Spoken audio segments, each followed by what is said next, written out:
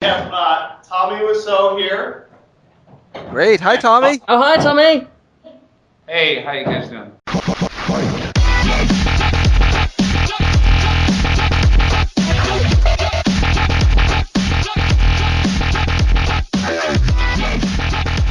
Ladies and gentlemen, welcome to Podtoid episode number 168. I'm your host, Jim Sterling. I'm joined by Tara Long. Hello. And Max Scoville. Hi. No Jonathan Holmes at the moment. He might be coming along later. Also later coming along, we have Tommy Wiseau, the director, actor, writer, filmographer, producer of The Room, The House That Drips Blood on Alex, and the upcoming Tommy Wiseau, being presented by machinima.com. We will be having him along for a bit of an interview. I don't know how that's going to go. We're actually recording this whole episode on Tuesday, and we will be speaking to him Wednesday afternoon. So, yeah, look forward to that. We'll stick that in the middle of the show somewhere, and I'm sure it'll be a laugh. Oh, God, I'm in tears just thinking about it. It's going to be an embarrassment, is what it's going to be. But, you know, that'll be a nice, awkward 10 minutes for you. I don't know how to go. It might be good. It'll be good. And he's also going to be on the Dtoid show, the Destructoid show, which Max and Tara hosts, on the same day, I think, on the Wednesday as well. Mm-hmm. Yeah, so Wednesday you are getting a double-barreled shotgun of Tommy Wiseau flavoured mirth. And all for free as well. You don't have to pay a dime for that, unless you've got our Android app, in which case you've already paid $2 far too much. So don't worry about that. Let's get cracking. To kick off, I want to kick off the show positively. Have a positive attitude, good times, fond memories for all. We got some reviews, which we've not really talked about before. Sorry, just reading it already. There is one. This is sort of a thing that podcasts end up doing, is they will read some reviews they got on iTunes or whatever, and act like they never got any positive ones. Most of them are positive, but I want to focus just on the one really angry one. Is this one going to make me sad? I think the thing is, as negative and hateful and spiteful as it is, it's not wrong. It's factually correct. That's the best thing about criticism of Podtoid, is they're never wrong. They just take the facts in a different way. But this guy, JStone800, in his 1-star review on Podtoid, on iTunes, on September 4th, the review's just titled, "Really?" which is a nice start. And he wrote, "This podcast sounds like some rejects from band in high school that turned out to be a bunch of burnouts that will never do anything except become the dregs of society and will leech off anyone that has more talent." Stay tuned for our Tommy Wiseau interview. "I have now listened to 3 of their casts because a few friends gave them high praise, but I guess I'm not getting it if this is supposed to be a video game podcast." Oh. 0 out of 1 listeners found that review helpful. But again, looking at what he said, I don't think anything he says is wrong. It's true. I can't necessarily argue with it. Yeah, I mean, I wasn't in band, I know that much. But I probably sound like someone who was, and that's what he said. He never said we were in band in high school. He said we sound like rejects from band. Which I would have been if I'd applied, I guess. But then I never had band, because I don't have high schools, because I come from Britain. So that is one factual error. An English accent means, chances are statistically against you ever being in a high school. So, fuck you, J-Stone. Looks like we've cracked that little eggshell. The rest of them are really nice, though. Oh no, there's another one. Horrible. 1 star. By Blurgler. Blurgler. Blurgler! Blurgler! Oh, what is this shit? This displeases Blurgler! I'm gonna write on iTunes. Blurgler! That was my impression of Burglar. Horrible. August 27th, 2011 on iTunes. Horrible. Worst podcast in a sea of horrible podcasts. So if there was a literal sea of podcasts, he'd like put in his fishing rod, pick us up, and we'd be like the pilot fish. We're like the great white shark of bad podcasts, if there is. AC, you went with actually dangerous and impressive. I went with the pilot fish, the ugliest fish in the sea. Just looks like a big sort of. I was wondering, what are those really weird deep sea fish? What do they taste like? Does anyone ever try and eat them? I don't know. They look like a mummy's vagina. Yeah, Right, I mean they're scary. They look like big fleas. I mean, you get pilot fish. There's one called the Star Eater fish, which already sounds like something H.P. Lovecraft would have dreamt up. And it's got like just this hair coming out of its chin with a little red LED light on it. And I hate the sea. I think we should just dry the sea up. I think I've actually always wanted to do that. Yeah, I think it would be fascinating. It'd be great. We just see all the shit underneath. Just the bullshit that's going on in the sea that we're letting happen, that we're just letting slide, while Obama's wasting his time on the debt ceiling. There's bullshit going on in the sea that he's not dealing with. I want to march up to the White House with a picture of the Star Eater fish, and just point it at it and go, "This. What are you doing about this?" Do you know how the pilot fish makes love? I call it love. Chin hair? I do. Yeah, you get one big female pilot fish, a bunch of male pilot fish who swim up to her, bite into her body, and then start to just be like ingested into the female pilot fish. They'll bite on, their bodies will atrophy as they don't get nutrients and just be absorbed into the pilot fish, the female pilot fish. Their brain's the last to go, so they're thinking the whole time until all that's left, like they've rotted away and melded, basically synergized with the female pilot fish. Aww. Until they're just a set of genitals just pumping spunk into her. They sacrifice themselves for her. For love. They get friend-zoned. I can't. You actually made that sound romantic. Just a hideous mummy vagina fish with 6 cocks grafted onto her flesh, pumping sperm into her. I think the weirdest things are cute. I posted a picture of a baby bat embryo to Twitter earlier, and people were weirded out by it. I thought it was cute. Well, the thing is, it's an embryo. It's not even a baby yet. I mean, you get into the whole. It's still a baby. It just hasn't come into oxygen yet. If you tried to pick one up and cuddle it, it would die because it's not ready to be in the world yet. So, does that make it any less cute? Shalom. It's you guys. Hi. Oh, thank God he's in Jonathan good Holmes, I need your input.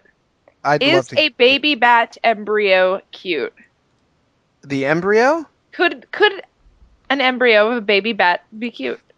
Yeah, absolutely. They're oftentimes cuter before the teeth happen, when it's just a little pink eyeball.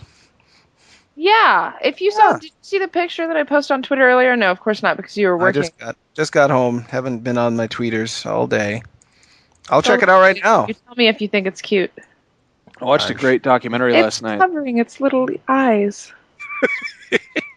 I was worried I made you really angry today, Jonathan. No, I don't think you ever will make me angry. Oh, thank God, because we were arguing about your Resident Evil 4 review, which is very nicely written. Resident Evil 4 HD. It's on Destructoid's main page if you want to go read it. Gave it a 9 out of 10.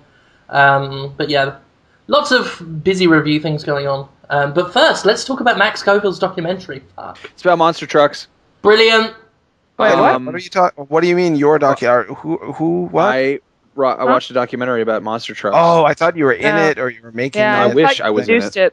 I really didn't have much else to say besides that. It was like a History Channel Modern Marvels thing, but it was so funny because it's just a bunch of these stuffy old historians talking about monster trucks, and then they were interviewing people who actually made monster trucks, and they were like, "Yeah, well, Gravedigger's pretty cool. He goes real fast." And they were like, "Gravedigger has been around for centuries now, riding over dirt ramps and crushing its opponents." And I was just like, I don't. Everyone should watch it. Modern Marvels, monster trucks. I'll check So it You know out. Wait. what I watched on Netflix the other day? Tell me. This documentary, I Think We're Alone Now, about these two stalkers. I saw that the other week. Yeah. Amazing. It's fantastic. I guess she might be albino, hermaphrodite, and is interesting. That's amazing. Yeah. And the other one is like this 50-year-old dude who actually has given up on stalking Tiffany and now stalks Alyssa Milano. Yeah, and that one's a proper. Documentary. It's on Netflix. I recommend everyone watch it. That one's a proper Aspie as well, and he actually turned up to Tiffany. He went to meet Tiffany with a samurai sword, which he thought she'd be interested in. It is a great documentary. It's a Are we talking about Tiffany like the? I think we're alone now. Yeah, They called What's it the name that. of the movie? yeah, that's Yeah. the name of the movie. Okay, I wasn't sure. Just to The check. clues in the title. That's like I don't. So of did these all the dudes? people you're Did they? gonna stalk. Well, no, she's a wonderful woman. How did they know? I mean, when they asked them, like, "Hey guys, it's weird that you do this, right?" Did they say stuff like, "Yeah, it's weird, but I'm just gonna do it"? I mean, No, they don't think it's well. The one with Aspie, he's obviously doesn't realize what he's like doing and wrong. that's not the albino transvestite. That's somebody else. Albino hermaphrodite. Guy. Oh, She's not even a hermaphrodite. Aspie. My She's bad. got like kind of. One who like he has like neither of them has any self-awareness. Basically, he thinks that they're best friends because she like talks to him every so often. Although she did have a restraining order against him in the 90s, I think. Right. But Those. he talks all about how they have a committed best friendship, Uh-huh. and And the other one, Kelly McCormack. yeah. Which my wife started trying to be friends with on Facebook, believes that she is in an actual relationship with Tiffany, who she's never met, but she believes that Tiffany, her song, I Think We're Alone Now, was about her, and that everything she does is for her. Sure. It's It's a very straightforward yeah. psychotic symptom called idea of reference. That's not that weird. That's not that weird. It's not to me. I mean, No, I it mean, isn't all that the weird. time. It Guys. isn't that weird on its own, but then you look at her. No, dude, she's frightening. Guys, I mean, come on, guys. That song Katy Perry did, "I Kissed a Girl" and I liked it. That was about me. I mean, You're not a girl. she got some things That's factually incorrect, but it's pretty much about me. You the do song. taste like cherry chapstick. I was wearing my cherry chapstick, and she had to change some of the lyrics so it rhymed better. But that's about me. Yeah. The whole thing with Russell Brand's a sham. I'm just saying. I never did finish that review that we got. What's that? The one You from didn't finish that? the one from Blarglar. Oh, what did Blarglar say? Yeah, Blarglar said. Sorry, Jonathan. We've been reading some negative reviews. Of Because that's Podtoid the on Podtoid. iTunes. on iTunes. Yeah, they say you don't contribute much. Oh, They never said that. That's mean. That is well, mean. it's true. You're actually the nicest. You're the only sensible one. Because it's like, I'll say something. This is how I've worked out what happens. Is Tara stands aghast while I come up with something stupid. Max Scoville then makes it 10 times stupider. And then you contextualize, analyze, and make sense of it all. Well, yeah, I'm not gonna. I never talk over. Oh, that sounded mean. I was about to say I never talk over my patients because I'm waiting to collect information on them so I can get to know them. Relation. So you never talk over your patient when they're explaining their process to you. I so. love that. I mean, I feel bad for you because obviously you spend all day doing that job, and then you come on Podtoid and you're basically just doing the same thing. Well, I enjoy it. Literally taking your work home with you, and then having it shoved directly into your ears through headphones. Well, it's more interesting that people then listen later and tell me I didn't do a good enough job. That's interesting. But anyway, blah, blah, blah, blah, blah, blah, says, horrible. Worst podcast in a sea of horrible podcasts. It's as fun as listening to the incoherent ramblings of someone on amphetamines. I can't imagine why anyone would listen to this. Now, Jonathan Holmes. Yes. I refuse to believe you've not spent a lot of time having to listen to people on amphetamines. 3 today. Ice. Fuck? They're using ice now. Ah. They came Oh, I've heard about hepped up that. on ice. They're climbing trees and trying to stalk animals, actually. While How high on- Really? exactly is ice Where do I- different from meth? I don't know exactly. I have to look into it. It's not very big on the East Coast. There's a patient who came directly from Hawaii, but prior to that, he was in California, where he got the ice. So I'm going to be looking into ice tonight and learn a little more about it. It's older, I think, than crystal meth. I think ice first hit the streets along with the crack rock in the 90s. That's how I remember it. Yeah, Anyway. it's confusing. Some people refer to meth as ice, but I think Wait. ice Yes. is like a different formula or preparation Yeah, or something. I think it's a difference between Coke and crack, kind of. It's more synthetic ice, but I'm not 100% on that. It gives you the ability to climb trees and stalk animals like Kraven the Hunter from Spider-Man. Is that correct? No, it's a bad amphetamine that You makes should people try it really next. psychotic. Yeah, it's similar. People are snorting Mr. Bubble now, and stop me. Have I mentioned that on the podcast already? I No. can't remember. You No. mentioned Whoa, that now, wait, not when I'm what? actually. Holmes, I was in a bath of Mr. Bubble bath last episode. I know, and I thought about it, but I didn't want to give you any ideas because I know you're Go get some adventurous. right now. Will I be able to hunt animals? You will be in a psychiatric hospital by the end of the week. You will try to hurt yourself or someone else. You will think that there are goblins in your house. You will be very unhappy. It's not like it's fun. It's this Mr. Snorting Bubble. Mr. Bubble?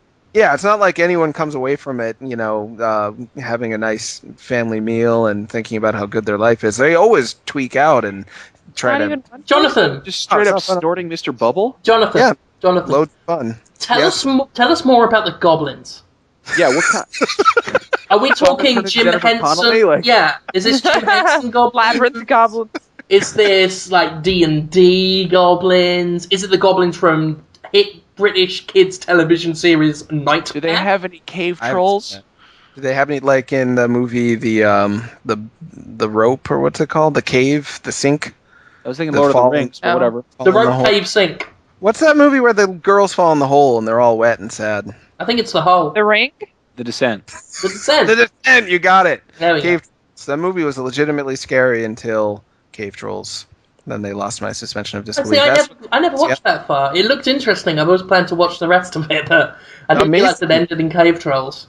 Yeah, it starts off great and it carries it for a while and then Cave Trolls. But yeah. Anyway, what have you I guys thought- talked about video games already? I missed it. Don't be stupid. I just got one more review. This one actually, so far since the new run of Podtoid, since we left like the Anthony Birch days and everything, we've only had 2 negative reviews. The rest of there's been 1 3-star where the guy's like, it's kind of spotty. The rest have been like pretty much all 5-star reviews. So thank you everyone that's done that. Yes, thank you. Please keep doing it. I'm obviously not going to read them out because it's not fun to read positive ones, but I read them all, and I'm very, very thankful and grateful, so please do it. But this one's actually in a comment on the last episode. And this one's a bit egotistical, but I wanted to read it anyway just because it's quite funny. His account name is Jim Sterling is the worst. So we're sure of an unbiased review there. This guy says, this is the 2nd episode. I'm going to do this in a voice, because it's important that I do this. I'm going to do a funny voice. Let me think. This is the 2nd episode I tried listening to, and I have to say that Jim Sterling is the single worst podcaster I have ever heard. He isn't likeable or an idiot or something. It's just that he says the unfunniest, most awkward things and thinks he is hilarious. He really isn't. I cringe every time he says something he thinks is funny. I don't know why the other guys chuckle or laugh even at the stuff he says. It's not that they are laughing historically at it. Historically. But I guess they just go with it, not to make it awkward, and mostly laugh at Jim being an idiot. Brackets, doing stupid voices and saying stupid sut. Tell me, people, am I the only one who doesn't want to listen to Jim's screaming jokes into the microphone? I have tears streaming down my face right now. Jim Sterling is the worst. I think you have officially contributed the funniest thing related to me, so maybe I should quit and you can take over and be the host. But thank you for your feedback. I will try not to be me. And we'll take it from there. Okay, let's talk about some video games. Fuck yeah. Yeah, let's do it. I'm pumped. I'm excited. Really? I'm erotic right now. I'm erotic with delight at the thought of talking about video games. Remember, for those who are tuning in just to listen to Tommy Wiseau, we've got him coming up, don't worry. I don't know why I'm building hype for it. I can only assume it's going to be dreadful on our part, because it's Podtoid. But, whatever. Fuck, Jonathan Holmes. Yes. Jonathan Holmes. Yes, My sexy, slinky little baby boy. A lot of people were coming on to me today. I think it's the one in the moon or something. My moon must be out. You bring some magic! Yeah, a really badly drug-addicted woman with bipolar disorder was trying to rub my bald spots, and a lady, and that marketing lady I've told you about who wears power suits was suddenly like, you're cute. You are cute. I'm like, no, I'm not. I'm not cute at all. She's like, yes, you are. You are cute. Like she just deduced something that took years of study. Oh my god, are you going to be on a game show? What kind? Are you going to win things? there was none of that. Fabulous gifts and prizes? She really is adorable, though. I really do like her. Anyway. Banger! I know she's a banger! She's very Delta Burke with, she's like a blonde, stretched, lengthwise, so she's longer. She's taller, I guess you could say. But other than that, she just gives you a real Designing Women vibe. Does anyone know what that show is, actually? I'm sorry. Yeah. Yeah, it's kind of old. All right. Anyway, Jim, you were trying to say. I'm sorry, I cut you off. What was I saying? All right, yeah. Yeah. My little goo-goo-goo-tube. I'm interested. Oh, sorry, hold 1 second. I just need to, Why did the chicken cross the road? So I just had to scream a joke into the microphone for Jim Sterling is the worst. What was I talking about? Oh, yeah. You were going to ask something. I was going to ask you what games you've been playing this week. Oh, Darling.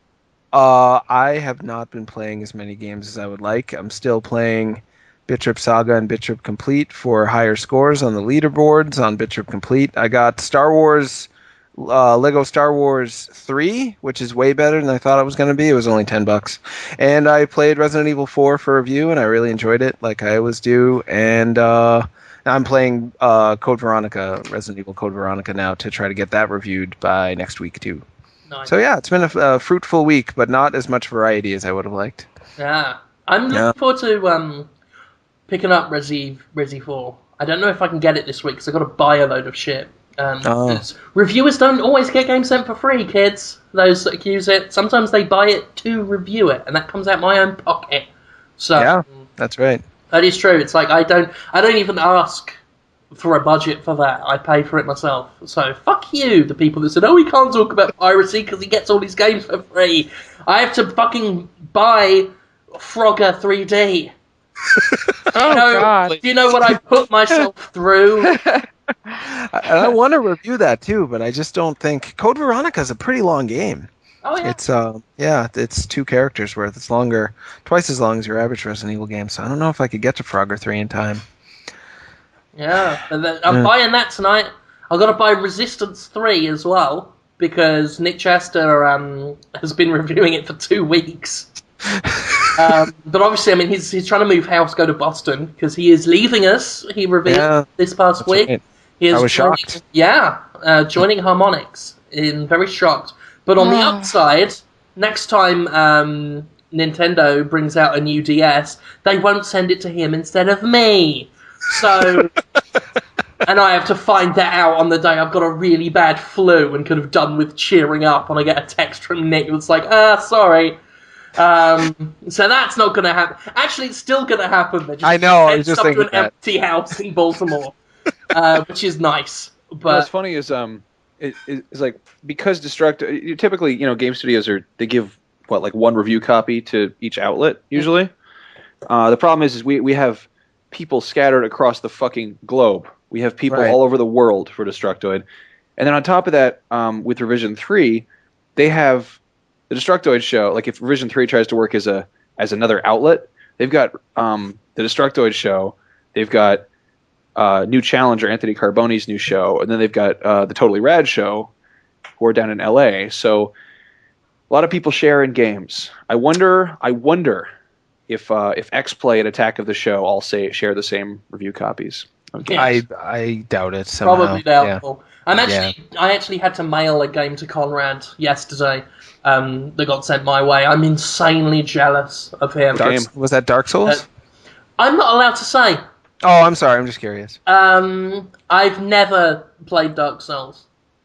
I don't know what it is. What? I sent him that big rigs. Sent him big rigs. Bad mother truckers. Bad mother truckers. Yeah, that's what I sent him. DMX XXX. Yep. Oh, I forgot about that. But I mean, that's another one. People saying I get all my games for free. I'm mailing a game to Conrad, which tonight I'm going to pre-order and buy for myself. I had a copy. I had to send it on. Responsible manager. I'm grown up now. Nick's gone. Training wheels are off. I don't like it. Put on my big boy pants. So that's what I've got to do.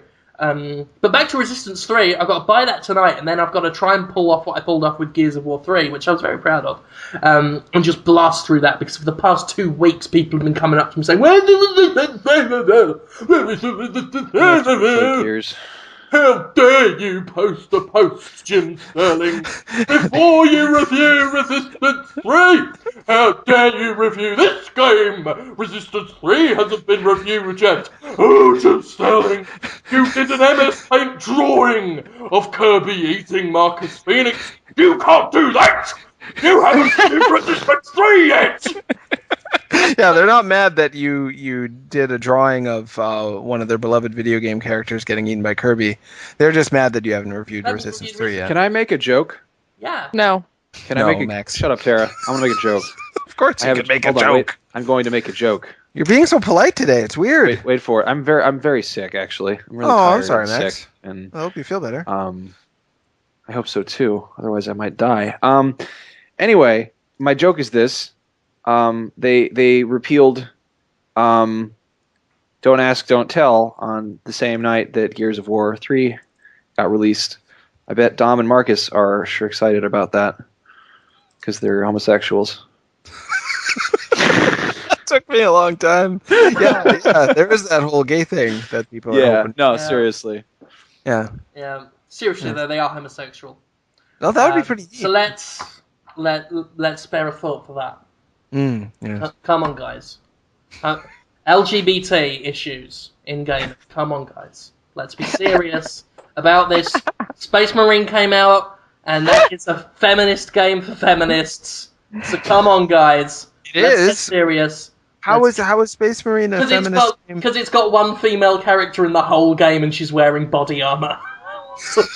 There you go, guys. I think that would be a fun game to play. Is just take like an arbitrary game. I guess I'm pretty much describing metagame, which is like a card game. But I think it'd be more fun if you just made it like you take a game and you have to explain. You have to get a really contrived explanation of why it is what it is, whether it's sexist or feminist or for gay rights. Mm-hmm. Like if someone was like, "Hey, Spyro the Dragon, is it a feminist game? Please explain why it's a feminist game. Yeah, I mean, that's the funny thing about it, is you can take any game at all and prove it to be pro or anti, whatever you want. I mean, that's the basis of a series that I actually posted a pilot of a video series that I have not yet done anything with. Called Another Virgilio... one? Oh, no, it's that one. Yeah, Virgilio Armantio's Art Hole, which I take like a fictional, pretentious, games as art kind of guy, and then just take random video games and try and explain the deep meaning behind it. And I took, in the pilot, it's Space Invaders, and I explained, using the most convoluted methods possible, why it's about gender struggles and the female's place in society. And before that, I used to do the video game Show What I've Done, and that had Virgilio Armantio as a character, and I explained why Altered Beast is the Citizen Kane of gaming. And you can do it with anything, and that's why I always find it so funny when I see so many people trying to ascribe deep meanings to things that aren't necessarily there. But anyway, I'm trying to talk about Nick Chester. Yeah, let's talk about him. Not so much about him. I couldn't give a fuck about him. He's left. He's with Jesus now. Well, he hasn't left yet, has he? Or has he? He is with Jesus now. I know he's moving. No, October 3rd is his last day, I think. Okay. Yeah, he's still with us, but he's actually not been working because he broke his wrist. He didn't break his wrist. That's a gross overstatement. He hurt his wrist. Apparently, no, listeners. Oh God, that didn't take long. Yeah. Not masturbating his cock to orgasm.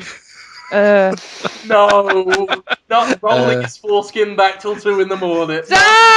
No, not cupping his balls and like pushing into his perineum to massage it while he strokes his veiny member. No, not taking bits of his pre-cum and licking it on the tip of his tongue just to get a bit of the taste. No, listener, not tweaking his nipple just a little bit. No, listener, not edging his finger round his a-hole, just tempted ever so slightly, but just at the last minute, too squicked out to actually slide it up his bumhole. No, listener, not like that. Well, you wouldn't want to turn gay by accidentally touching That is true. Even if a woman fingers your bumhole for just a second, you turn into both Marcus and Dom from Gears of War at the same time. Anyway, he actually hurt his wrist. You know what's funny is, the entire time you were saying that, I was just sitting there with a really blank expression on my face, eating a piece of toast. That would have been a nice imagine Nick doing those things, and now I'm kind of glad he's leaving. I was imagining them. I was just eating my toast and just kind of like. It's so hard to make Max laugh. He's very contemplative. I always hear Jonathan Holmes. I guess as Jim Sterling is the worst says, like Jonathan Holmes is pretending to laugh. And then Tara Long, like, she makes grossed out I'll noises. laugh at anything, honestly. Brilliant. That makes me feel great. Tara Long will make grossed out noises, but you know secretly she loves it. Oh, she fucking loves it. She fucking loves it. She can't get enough. She can't fucking get enough. Alright, now I'm a little creeped out. The last time I really laughed was this weekend. I had Hawaiian shirt day with my friends, and we both bought Hawaiian shirts, and we just got really drunk while wearing them, and playing the Doritos flavor challenge on Xbox or whatever it's called. It's like an obstacle course game. Yeah. And then we were like, we should order pizza. So we ordered pizza, and then in the special description, we were like, special directions, we were like, please draw a giraffe on the box.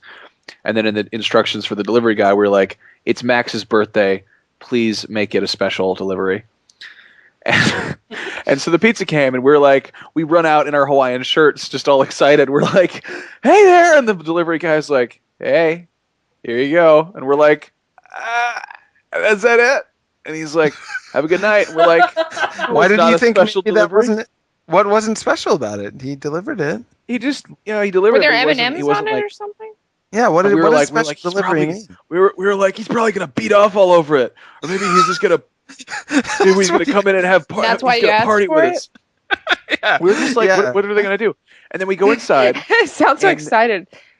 We went inside. We were like, what's he gonna do? Is he gonna cover it with pennies? Like, what do you do for a special pizza? Like, And we go inside and we're like, that sucked. He didn't wish me a happy birthday, even though it's not my birthday. I was kind of hoping he would. And then we look at the box, and there were two different giraffes drawn on one. We had a box of wings and then a box of pizza, and I was like in tears over that because they were really stupid looking giraffes.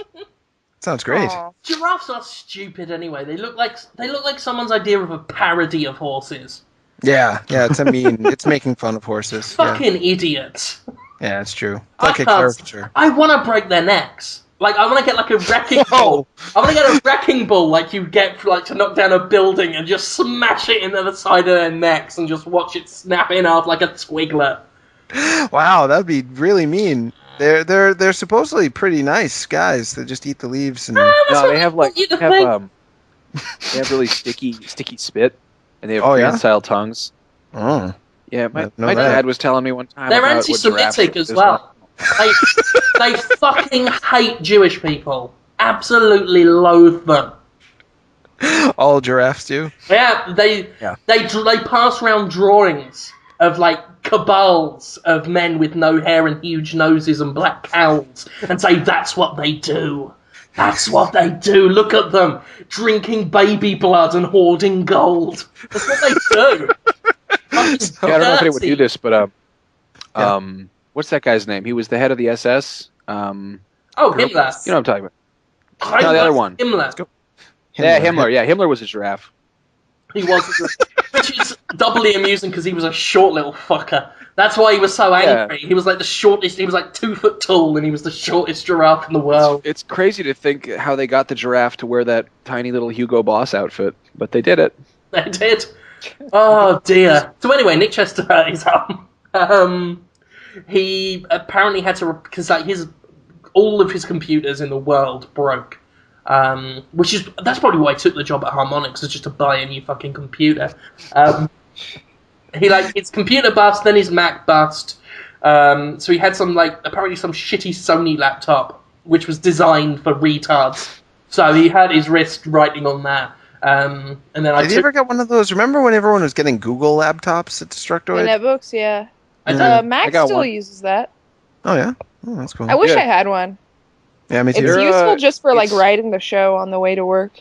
Yeah, Yeah, typing it's it cool up. because it gives me like 100 megs of free 3G wireless, which is pretty much useless for any browsing. But if you want to check your email or like use a Google Doc on the go, it's handy. Huh. But I used that for like a few months, which is, I mean, it's a browser. It's not really a full computer. Yeah, it's Yeah, they kind of suck actually. it's Google on a computer, but it's not a computer. Yeah. Anyway, sorry to derail again, Jim. That's alright. I'd be a hypocrite for being angry about any derailing. And Nick's coming to Harmonix. I know Harmonix fairly well because I live around there, and it's pretty amazing. It's Yeah, so wow, you guys are gonna live in the same city now, actually. yeah, I was really flattered that Nick emailed me and said we should catch up. No, he didn't. He did not even tell me. Really? I Boston. actually emailed Nick and I said you should get Holmes to babysit for you. I would love to do that. No, he is not. 'Cause that'd be nice for the kids. Sure, and Nick's Well, it kids. feels crazy Harmonix people all offices. day. Kids are good too. I like kids a lot. And his kids like Animal Crossing and Pokemon, so we're like right on the same level. Me and them could have a good meeting of the minds. Harmonix offices are literally like, I think like 4 blocks from a house I grew up in Cambridge. Oh, yeah? I didn't Yeah, know it's that. weird. I Google mapped. I was like, Harmonix, where will that be? And I was like thinking it was going to be in in Boston or like somewhere not near the Cambridge that I was familiar with. Sure. So I'm like, I know all the ice cream parlors there because I was 8 when I was there last. I don't know if they're still there. A lot of them have closed. Toscanini's is still there. Toscanini's is yeah, delicious. that's right. Toscanini's. I dated Governor William Weld's daughter, Fran Weld, at Toscanini's. That's where we first met. Have you heard of Governor William Weld? He was a guy. No. Yeah, he was one of those guys, political Is he a type. governor? He was Is it like Massachusetts. a wrestler No, name? Okay. no. I don't know. No, The governor. No, I suddenly met his daughter Fran there. She was really nice. I was too old for her, though, she told me. And another thing, Harmonix shoots lasers out of their offices, which is something I don't know of any other place to do. Like spotlights? They somehow transmit information. They have 2 offices, and they're on either side of the street. They're across the street from each other. So they shoot a laser to transmit some sort of information from one office to the other. At least that's what they tell me. They could That's be just fucking making weird. up stuff. Yeah, they're super weird and fun. They're good guys. Odd. Yeah, they eat sandwiches and stuff. It's really cool. That sounds really fucking boring. Sandwiches are pretty exciting, Max. If you eat the No, right they're not. They're great, but they're not really exciting. They're fucking I'm really sandwiches. excited. If you said they were eating pizza all the time, I'd be like, what the fuck? I'm with That's an Max on exciting this one. food. I don't know. A good steak and cheese sandwich? Meatball? Like a Philly cheesesteak? Or... Mhm. Yeah. It's a good Okay. sandwich. Sandwich, I'm Max. still, like, seriously, if people have pizza parties, no one has sandwich parties. They should, because I'm going to should. go... Lunch record- is a sandwich party. If everyone's eating a sandwich. Sandwiches are a weekday food. Sandwiches are very much a weekday I food. don't know. A hot sandwich? I don't even With like the- sandwiches. Yeah. Man. Oh, but isn't How do you pizza not like just a sandwiches? sandwich? That's like saying... Sandwiches are the best. Yeah, sandwiches actually are How the do you best. not like sandwiches? What the Sandwiches fuck is wrong Some with you? of them are okay. I'm not big on most Are lunches. you a fucking retard? That's like saying I don't like I'm music that sorry. has bass in it. I like that's fucking salami, dumb. okay? You And like that's about- salami? Yeah, you Fair do. enough. You love that salami. I've seen salami I around, but I've never... can't stand ham. What? Me neither. No, that's wild. Not a turkey, Wild. but I'll That's crazy. I can't hang. It's because I took care of pigs in a hotel in Chicago. What? I took care of 3 pigs in a hotel in Chicago. And since then, I can't. You did what? I took care of 3 piglets actually in a hotel in Chicago. That's where I first went to Did you Rock and Roll protect them McDonald's. from a big bad wolf or not? Were they No, the ones that starred in the green jelly music video or not? I forgot about that. Didn't they do the soundtrack to Maximum Carnage? Oh, they probably did. Yeah, I think they Green did. Jelly? The SNES. Yeah, Green Jelly, but they had to change their name. They were originally Green Jello, then they had to change it to Green Jelly. That's right. Yeah, a novelty heavy metal band from the 90s, for those who don't know. Do you want to talk about video games yet? What?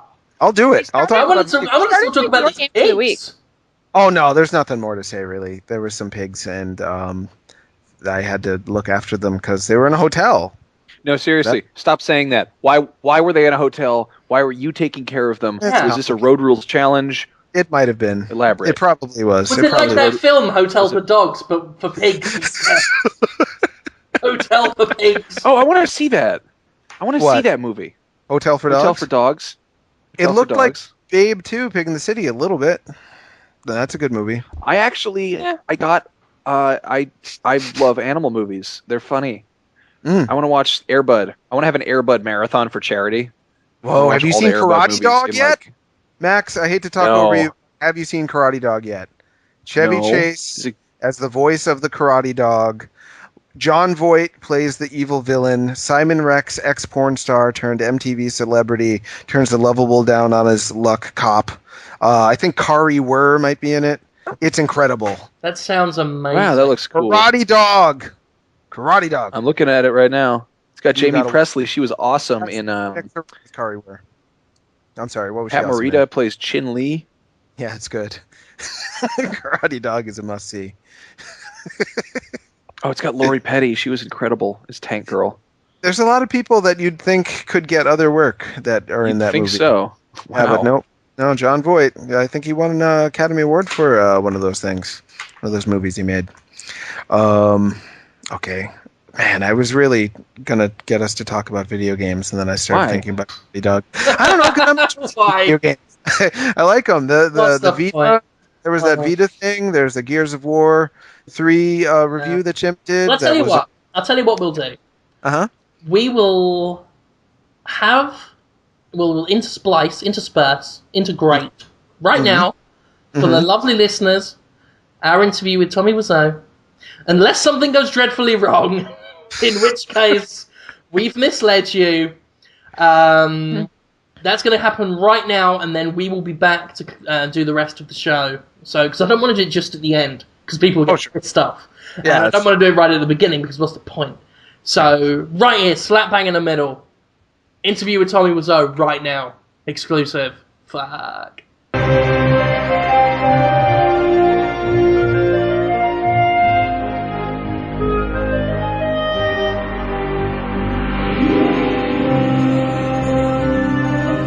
Yeah, I will respond accordingly, based on your question.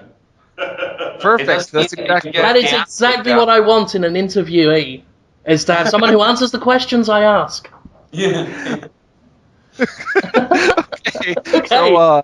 So I guess I can get this segment started then, sure. and we can be on our merry way. Okay. Ladies and gentlemen, welcome. I am Jim Sterling. I'm here with Jonathan Holmes for Hey, everybody. Podtoid. We are Yes. delighted to have with us the icon, the legend, plus actor, director, Tommy Wiseau. Hello. Hello. It's an absolute pleasure to have you on. We are both big fans of your prior work, The Room and The House That Drips Blood on Alex. Big fan of both of those. I know Jonathan Holmes is a massive fan as well. Tommy, I just want to tell you that what you did with The Room, I've never felt like I so intimately know a writer, director, actor such as. I feel like that movie was a direct beeline into your mind, which is really what a film should be about. And due to that, I am so attached to everything that you're going to do from here on out. I just want to congratulate you on your great work on that movie and how excited I am about your next project. Well, thank you very much. Move on to the next question. Yeah, let's do it. Yes, sir. About your show. Yeah, What the is your Tommy Wiseau show. about? And that is debuting this week, yes? Yeah. It's actually going to be online midnight this Saturday. So check out Machinima's YouTube channel at midnight on Saturdays when it will go live. Excellent. The And voice that's, of God showed up and helped Tommy Wiseau answer that question. That was amazing. and that Thank is you, Lord. the Tommy Wiseau show. I want to make sure I pronounce that right. That's the Wiseau show? Yeah, that's Yeah? it. Okay. And the premise of this, as I understand it, is that aliens have abducted Tommy Wiseau, the legendary director, and are forcing him to play video games? That's correct. Excellent. And why has this happened? Well, you will find out as soon you watch the show. That's the idea behind it. Huh. Okay. But how did you come up with that idea? That is what is that? We're still trying to wrap our head around it. It's an international space mystery that will unfold over the course of 1,000 episodes. Of course it is. Nice. Of course it is. I don't even know why I had to ask. It's so obvious. So, Tommy, you've done a lot of... you've broached a lot of subjects. With The Room, you broached black comedy and relationships. And with The House That Drips Blood, you went straight comedy and horror. Video games is a new avenue for you. What made you decide to do a show on video games? Why games? Well, why games? Why the sky is blue? I'm sorry, but to respond to your question, the games are pretty interesting. I think everyone should play a game or the game. So we'll be promoting some of the games and teach people how to play the game. And I'm forcing me to play the game. So it's process of learning and teaching, etc., etc. So everybody will have a groovy time. Wow. A groovy time is that's what we're missing, I think, in the game industry and the gaming community, is a groovy time. Yeah. Yeah. And it seems like a metaphor to me already about how it must feel to have people bombard you with wanting you to play video games, because I do it to my friends all the time and they feel like they're There you abducted. go. Yes, that's the idea behind it too. You learn and then you teach somebody else, and at the same time you learn again and again, and maybe you discover the world, maybe you discover a different planet, maybe you discover aliens. Who knows what will happen to you? You don't know until you try. That's right. So are you an unwilling participant in the aliens experiment at first, or are you, I guess I have to wait and find out, huh? That's how excited I am to watch it. I just want to know more. No problem. It depends on the mood he's in during that episode. It depends on which alien has abducted him and how they're treating him. Oh, so it's going to be a range of aliens. Oh yeah, Tommy will encounter a vast array of different alien races that have different agendas for having him there, and different technologies. They all want him to play different kinds of games. There will be a grand design to all of it, But you won't know until the very end, until the 1,000th episode. 999. Yeah. I have a quick question. Destructoid recently hosted a video featuring Playboy Playmate Joe Garcia playing video games in her underwear, and that was kind of a hit. Is there any chance that Tommy will play video games in his underwear on his show? If they, well, you can respond to this, but Jonathan, I would tell you this way. I think that Alien, if they ask me to, who knows what will happen.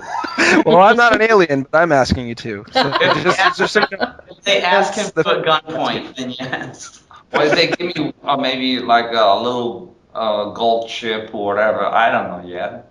I will see how convincing they are. But remember, they are superpower people, so they're not people, they're aliens, actually. Right. Are there going to be any sexy, like, green lady Star Trek aliens? Who knows? So you have to watch it. I will watch it. That's a great idea. So, Tommy, when aliens aren't forcing you to play video games, do you enjoy games in your spare time? Is that something you've been interested in for a while? Oh, I love it, you know. I mean, a part of our life is a game, or the games, and whatever you name it. I think playing games is pretty cool. Meaning, awesome. You know, everyone, you know, I said this 2 minutes ago to other people, you know, playing games is fun. And I think the program what we try to create here in Los Angeles could be very educational for people who, let's assume, have difficulty to learn mathematics or history. I can see a playing game, you know, about Paris, you know, alien could learn about Leonardo da Vinci. You can go infinity. And I think so be something like people will say, oh, wait a minute, what did I learn today? Funny way. You know? What? Wow. Yeah, I've always been of the opinion that video games can be art, they can be sport, they can be education, and it sounds like you're really focused on grabbing as many different aspects of the positive things that video games can do and running with it. Absolutely, 100% positive. You know, a lot of you see what you Jim and Jonathan, right? You That's right. About it, same your readers and a listener. That you know, I personally think that the games people give like attached the bad words for games, and they don't. They don't understand it's not just the violence, okay? Violence is one thing, but we, psychology 101, we need certain excitement. It's a part of our human behavior, if you really think about it. And at the same time, I think it's, again, I say the same thing, it's process of learning. If you have something, put something a certain way visually, you will remember much more better way and funny way if you can. If you create the environment, people will learn and everybody will benefit. You know, we're in a different level of entertainment as well as, and I think Machinima is a very great company what actually sponsor this project, and hopefully they will continue to work with us and create, you know, a regular show once a week or maybe every 3 days. Who knows what will happen? Wow, that would be great. Yeah, I would presume that's all depending on how well. I love the message that you're promoting there, because that's something that Destructoid has always talked about, is promoting this message that games are for everybody and have a wide range of uses. It's, as you say, it's not just violence. Although I assume you will be playing some of the more brutal games out there. Oh, he'll play a wide range of all the, you know, the most violent stuff to some kiddie stuff to even some classic, you know, old Nintendo games. He's gonna hit it all. Perfect. So you have a lot of variety, Jim. Yeah, Jim. Yeah. Come on. Get with the program, Jim. Oh, I'm incredibly satisfied by that. Thank you. I'm glad you are. Oh, you could always satisfy me, Tommy. Sure, thank you. You're welcome. Jim, you had a question So, you were going to ask. yeah, I was going to ask about, because obviously, Tommy, you are a filmmaker as well as a gamer and alien abductee. A lot of people these days try and blend the two, games and movies, and try and make movies based on games. Uwe Boll is one director in particular who is famous for making games on Resident Evil, Blood Rain, etc. Is that something you might be interested in one day, is to direct movies based on games? Sure. I mean, this is, again, this is a great question, Jim. This is the thing where, you have to be open-minded. The entertainment is changing constantly, As you probably guys know, from HD, from 35, we go to HD, Super HD, I'm calling right now. So the technology is there, and I think, yes, absolutely, you can create a movie based on the game and based on the animation. I mean, you can go infinity. And you have to be very open-minded. Absolutely, the answer is yeah, sure. Oh, fantastic.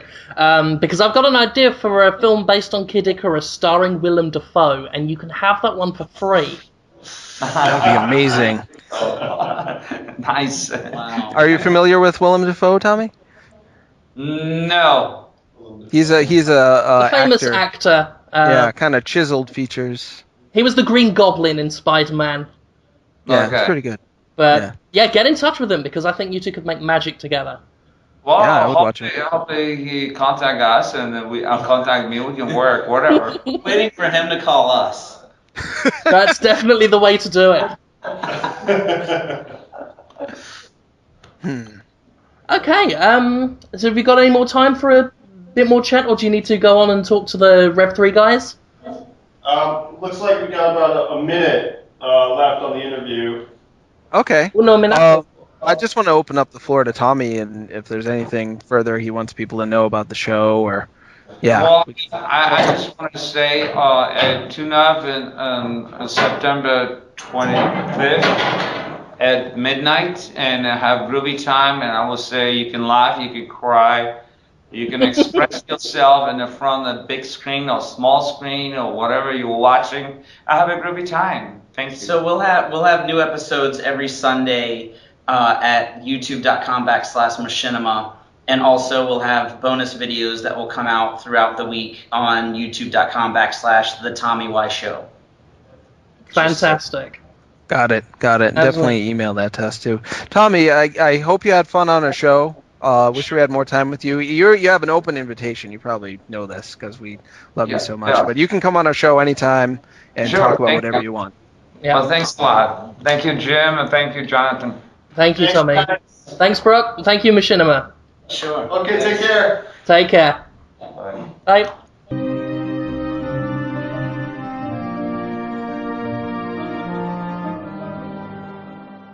Ladies and gentlemen, welcome back, and Wow. Great. What a great interview that probably was. Oh my god. Oh, I love the bit where he said the thing about the stuff that he was doing. So witty. And his accent is funny and he's quotable. That's the best thing about it. So anyway, now that we've done all that bollocks, let's talk about some video games. Has anybody played anything of interest they'd like to talk about? Yep. What? Renegade Ops. Oh yeah, I've been meaning to play that. I got it. It's fun. It's pretty much what I expected it would be, and I've been playing it. It's cool. 360 or it's 360 only, right? Or is that on No, PS? it's on PS3. It's on PS3. All right, I might get that. Yeah, Um, I want to. I just video game playing for fun. It might not happen till November. Yeah, and there's a lot of other stuff then that's going to come out probably too. I don't know. I think I'm kind of done. Skyward Sword's coming out, but no, this year's kind of over for me already. I'm not really looking forward to Call of Duty. Like, Why not? It's it's just shooting the guys. Oh. Not that interested in that. Super realistic dirt shooter. Well, I like I like realism fine, but you guys know, you probably know this about me. I'm really interested in the ideas that the game developers had. I play the games to see what ideas that they came up with, and I don't get any ideas out of Call of Duty. I just have an opportunity to shoot strangers, and that's fine. But I already can do that. You can shoot them in the desert, or you can shoot them on a submarine. What more do you want, Jonathan Holmes? Jonathan, the idea Baron Holmes. Well, and that said, from what I've seen, Modern Warfare 3 does have a lot of bigger scale set pieces that are fun, but I can just watch a YouTube of them. Like, I'm not really that excited. I might go to the midnight launch. Yeah. Because I went to a midnight launch for Modern Warfare 2 in Mississippi, in the GameStop out in Dogwood. And it was hilarious. There was a massive guy, massive African-American man in a big white pimp suit. He just barges out of the GameStop because we were all lined up. He barges out, copy in his hand. I think he had a full PS3 as well, just screaming, "Modern Warfare! Modern Warfare! Modern Warfare!" People like running to their cars from the GameStop, running to their cars and just pulling out with reckless. Because Mississippi drivers are the worst at the best of times, but they're just screeching past, almost crashing into each other. Whoa. Even I got involved, because as I got my copy, I just screamed at the line as we sped past in the car, just, "Modern Warfare!" It was fantastic, and it's... What are they excited about? As a fan of the series, Jim, maybe you can explain what they're thinking is going to happen when they play that version of the game. Well, the thing about that's different. The thing about the Modern Warfare phenomenon is you can shoot people in the desert or you can shoot them on a submarine. So, pretty exciting. Actually, the Modern Warfare series has quite a nice little story campaign. The story is often half-baked, but it's just the set pieces. It's kind of like a roller coaster or a ghost train. You know, when you're going, and it's a fairly linear experience. I've never had a problem with that. But it's like, you've got a point A, you've got a point B, and along the way you're going to run from those 2 points, and they're just going to throw awesome shit at you, just explosions and screaming and more explosions and some chickens that you can shoot in their cages in one of them Arab markets. They really hate dogs in those games, don't they? Yeah, that's the only other kind of enemy than dudes. A lot of dogs, bad dogs, bad Modern Warfare dogs. I played 3. There's like a horde mode kind of thing. And these dogs come at you, and you're like, "Oh, hey, what's up, dog?" And then the dog blows up because it's full of dynamite. So there's like dynamite dogs. Dynamite dogs, you say? Dynamite dogs, yeah. And I had a nightmare about dynamite dogs, and I was like, "That's a very strange thing to dream about." It's a scary prospect, and those are the kinds of harsh, scary realities that Modern Warfare 3 is going to make you face. What's a dynamite dog? It's a dog that's been stuffed full of explosives, and it runs at you and fucking blows up. Aww. Sounds pretty cute. I mean, that's until it blows up and you die. They do that. They have animals in the military. They've got like dolphins that drop depth charges. In real life, that's not in Modern Warfare. It should be in Modern Warfare. That's from Johnny Mnemonic. They fed the dolphin a bunch of heroin. No, it's in real life. Oh, come on. Jesus Christ, Dolphins have machine guns on their backs. All of them. They know what they're doing. Don't test me on this. I know everything about dolphins. I played Doritos Crash Course. That was the game. It's really good. You're talking about that. What do you jump really over? Really surprisingly good. It's fun. It's a fun game. Their games are all right. They did that Dash of Destruction as well. That was pretty cool. Like it's kind of funny because is that the Facebook one? No, it's on Xbox. You just have you have like your avatar, and you just go racing through an obstacle course. And my friends beat it, racing each other, and then they wanted to start over again. And I was like, you're stupid guys, but this is a pretty fun game, so whatever. And since they're advertisements, they're free, so... Yeah, it's...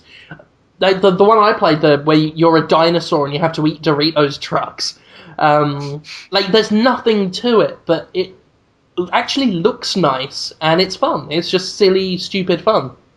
So, there you go. Doritos, 10 out of 10. The flavor. So... That is a good recommendation. But back to Modern Warfare, it's like I get why people are. My excitement for the series has waned over the years because the first Modern Warfare, Call of Duty 4, that got me into online gaming proper. That's what made me more confident to game online, because before that I was actually too nervous. I was like, well, I'm going to get my ass kicked and people will laugh at me.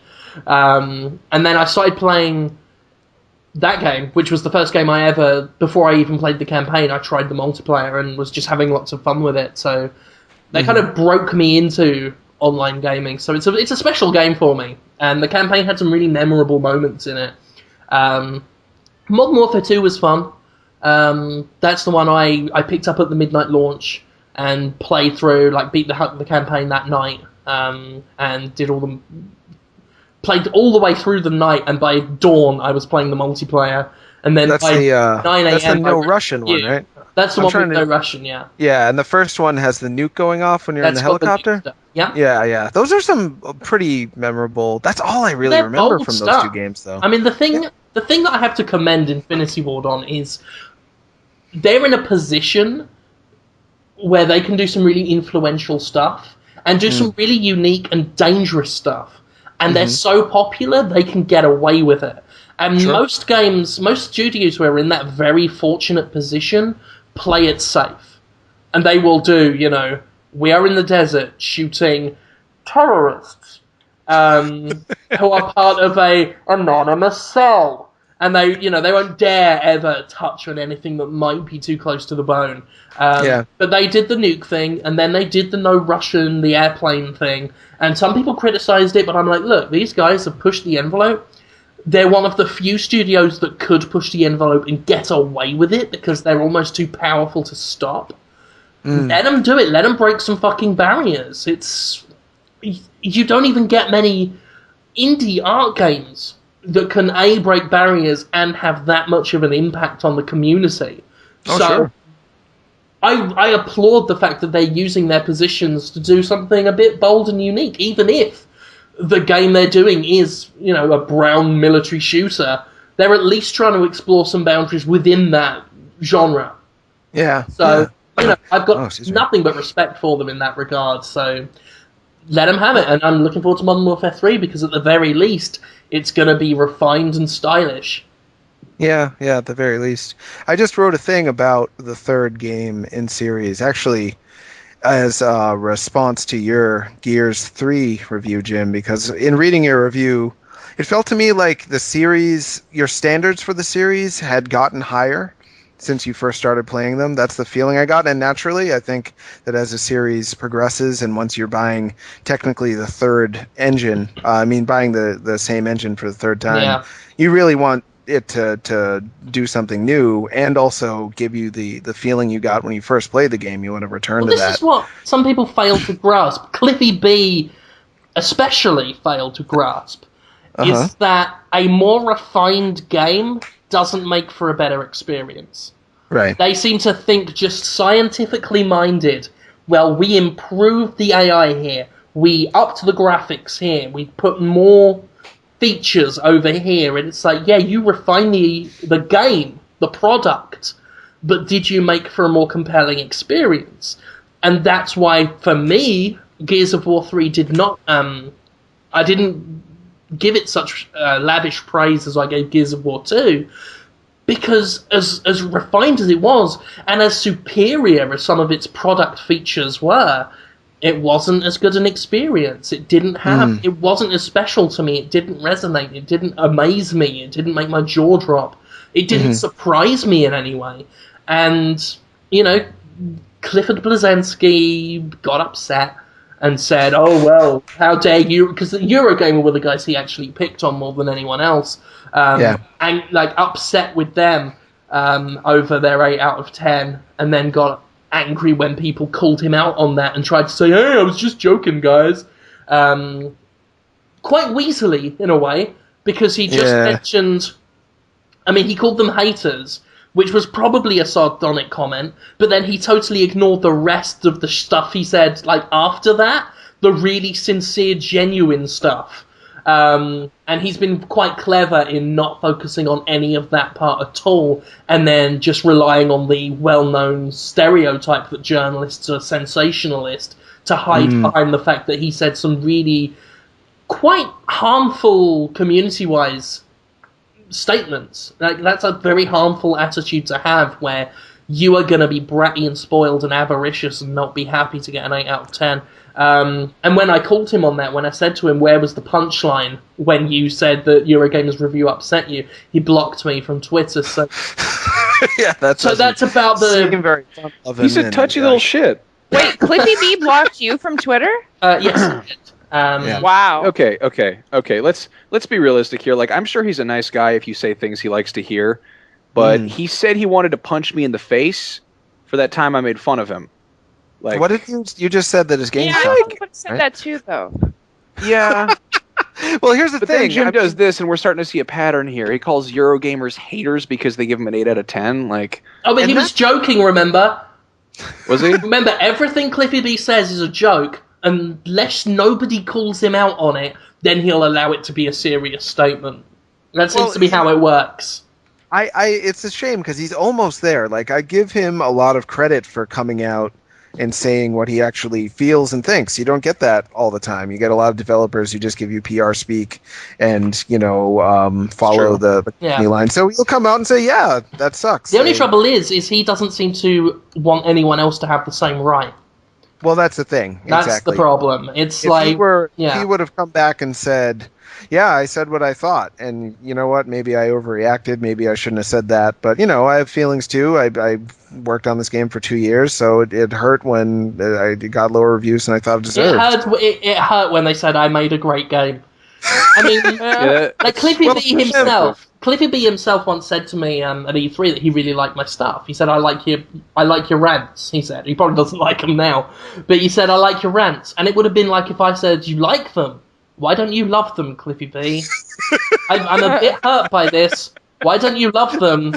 Like, to me, that's what it is. Like, you give a game an 8 out of 10, that's a fucking compliment. And that would be like someone giving you giving you 8 cupcakes, and you holding another cupcake in your hands, and you're saying, well, I've got these 8 cupcakes, what about that one in your hand? Why can't I have that one? Give me that cupcake, you fucking fuck. It's like the overachieving kid in high school who got pissed when they made B's, basically. Well, yeah, he's been getting A+ in the industry for as long as I can remember hearing about him, and he got his first B, and he's pissed, and he doesn't know what to think. That must suck.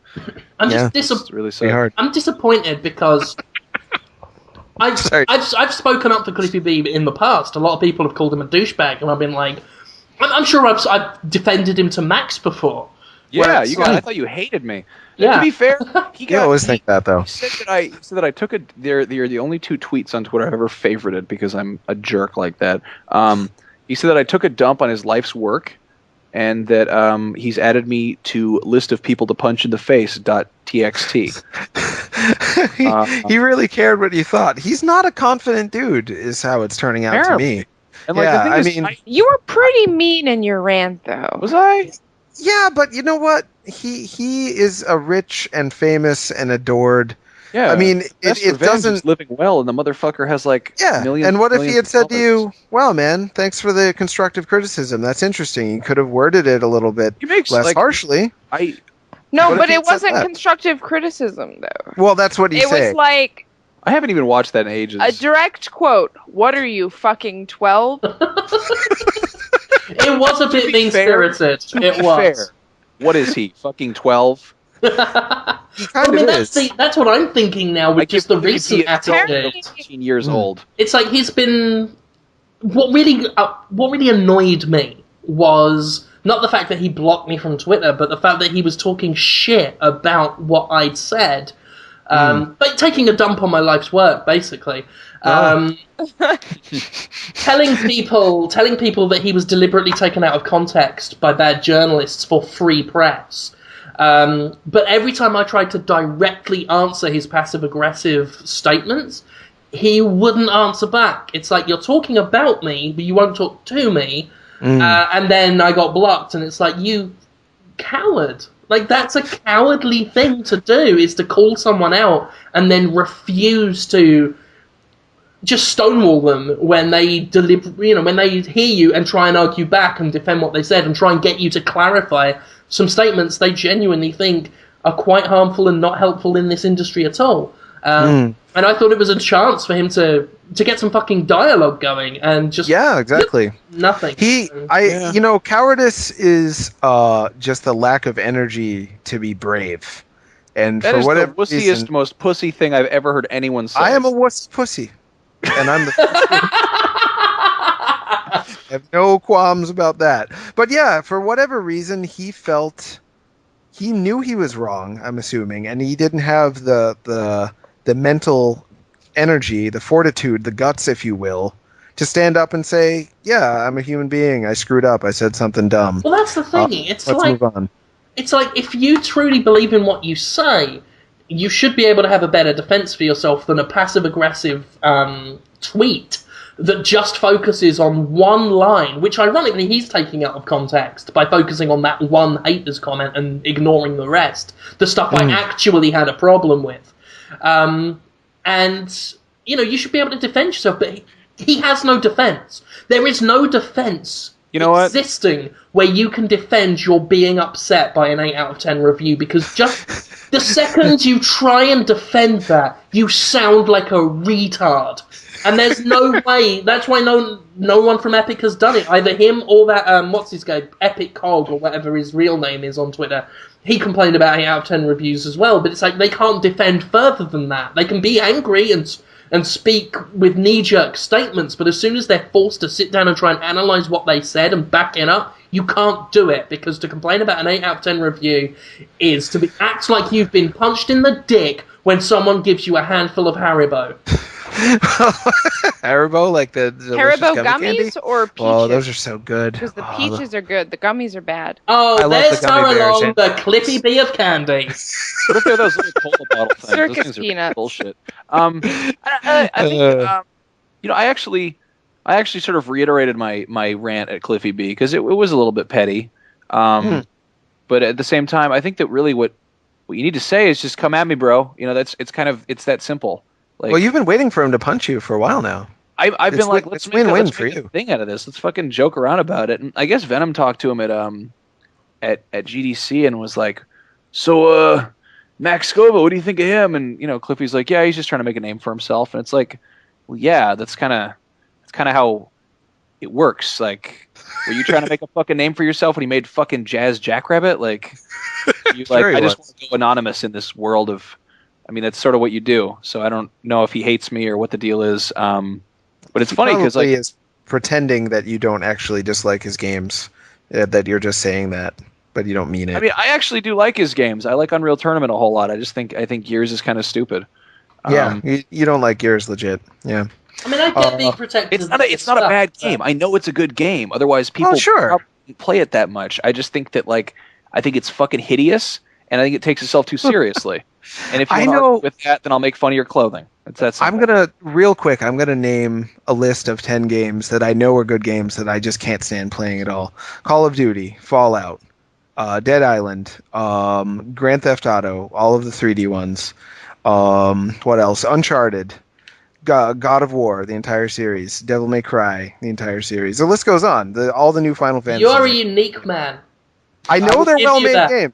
They're well-made games, but they do not speak to me at all. I feel like I've played them before. I'll pop it in, and I've played it for 5 minutes, and I feel like I can predict the entire rest of the game, and I get no surprises out of any of those titles. I love having you on staff, because you speak to such a unique gamer. Yeah, there's like 30 guys. I have a similar thing. For instance, like Super Meat Boy and like Bit Trip, and even some of the Twisted Pixel games. Like, I know they're good, and I want to like them, but I suck at them too much. Like, that's different. They're not fun for me to play them. You know?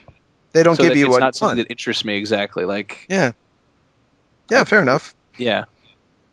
So you can appreciate a game without enjoying it. And but I'm like that Gears of War is like about two testicles trying to make their way through a big brown field.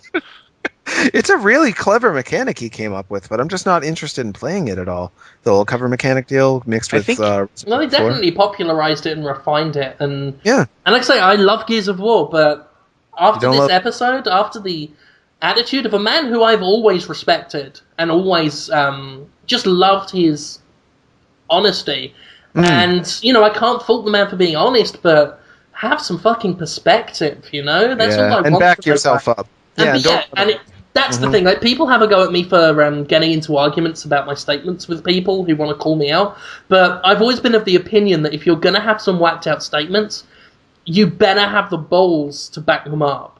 Like, you should have the responsibility to defend what you say and own what you say. And if you just say something, because let's not forget, he brought up the Eurogamer's review. No one asked him about it. It's the first thing he brought up in that interview. It was the first thing he brought up on his own, so he clearly had stuff to say. Whether he wants to say he was joking now or not, it clearly affected him, because no one just brings up a quote-unquote joke like that without wanting to say something, which he then went on to say. But if you're going to say something that's fucking whacked out, take responsibility for it. Don't be one of those people, because I've dealt with them so many times, who will just say whatever the hell kind of shit they want and then try and hide behind "I'm joking," when clearly they weren't. And I find that stuff just intellectually offensive. So he's just really he's like the singer for Journey. He's just really insecure. Stephen Perry, do you know him? Oh, no, insecure? Steve, yeah, there was an interview with Steve Perry after he quit Journey. And he was like, yeah, they just, I never really felt like I had a place in the band. I never really felt like I was accepted or that people liked what I was doing. I mean, he was a goddamn singer for Journey. It was the biggest band in the 80s. And he still could only see the negative of like the 5 people that hated him. Well, That's all he could see. Because he hates himself. I think Cliffy B hates himself. A lot of creative people are insecure. I mean, I'm not a game developer, but I can be fucking insecure at times. The point is being healthily well-balanced enough to know when you're being petty and insecure and not fucking talk about it in interviews in public and fucking make yourself look petty and insecure, you know? To me, that's a little of the Michael Jackson syndrome. We read a comment that someone left on our iTunes earlier, just pointing that out. What's I mean, we read a I found it hilarious. What did iTunes? Like, I never had a problem. They said a lot of stuff. He said that we were band dropouts. I thought it was fucking hilarious. I think it's just a matter of having a sense of humor. If I had a go at anyone who wrote a negative review, I was just joking, guys. That's all it ever is. Everything I have ever said is a joke. Unless nobody's called me out on it, then it was serious. That's how it works. What's ironic is you do honestly make jokes that make people mad, and then you do say you were just joking, and then they don't believe you. Yeah, that is a problem. You actually do it for real. Like, you did what Cliffy B is trying to do. You honestly do that. And, you can't win in this world, can you guys? We're all doomed. Yeah, we are all going to die. We've all got a ticket. We've got an invisible ticket in our hand telling us when we're gonna die. And that's depressing. What Gears of War is all about. Before I die, I hope people watch my new series, Talking to Women About Video Games, where I talked about this very subject, Gears 3.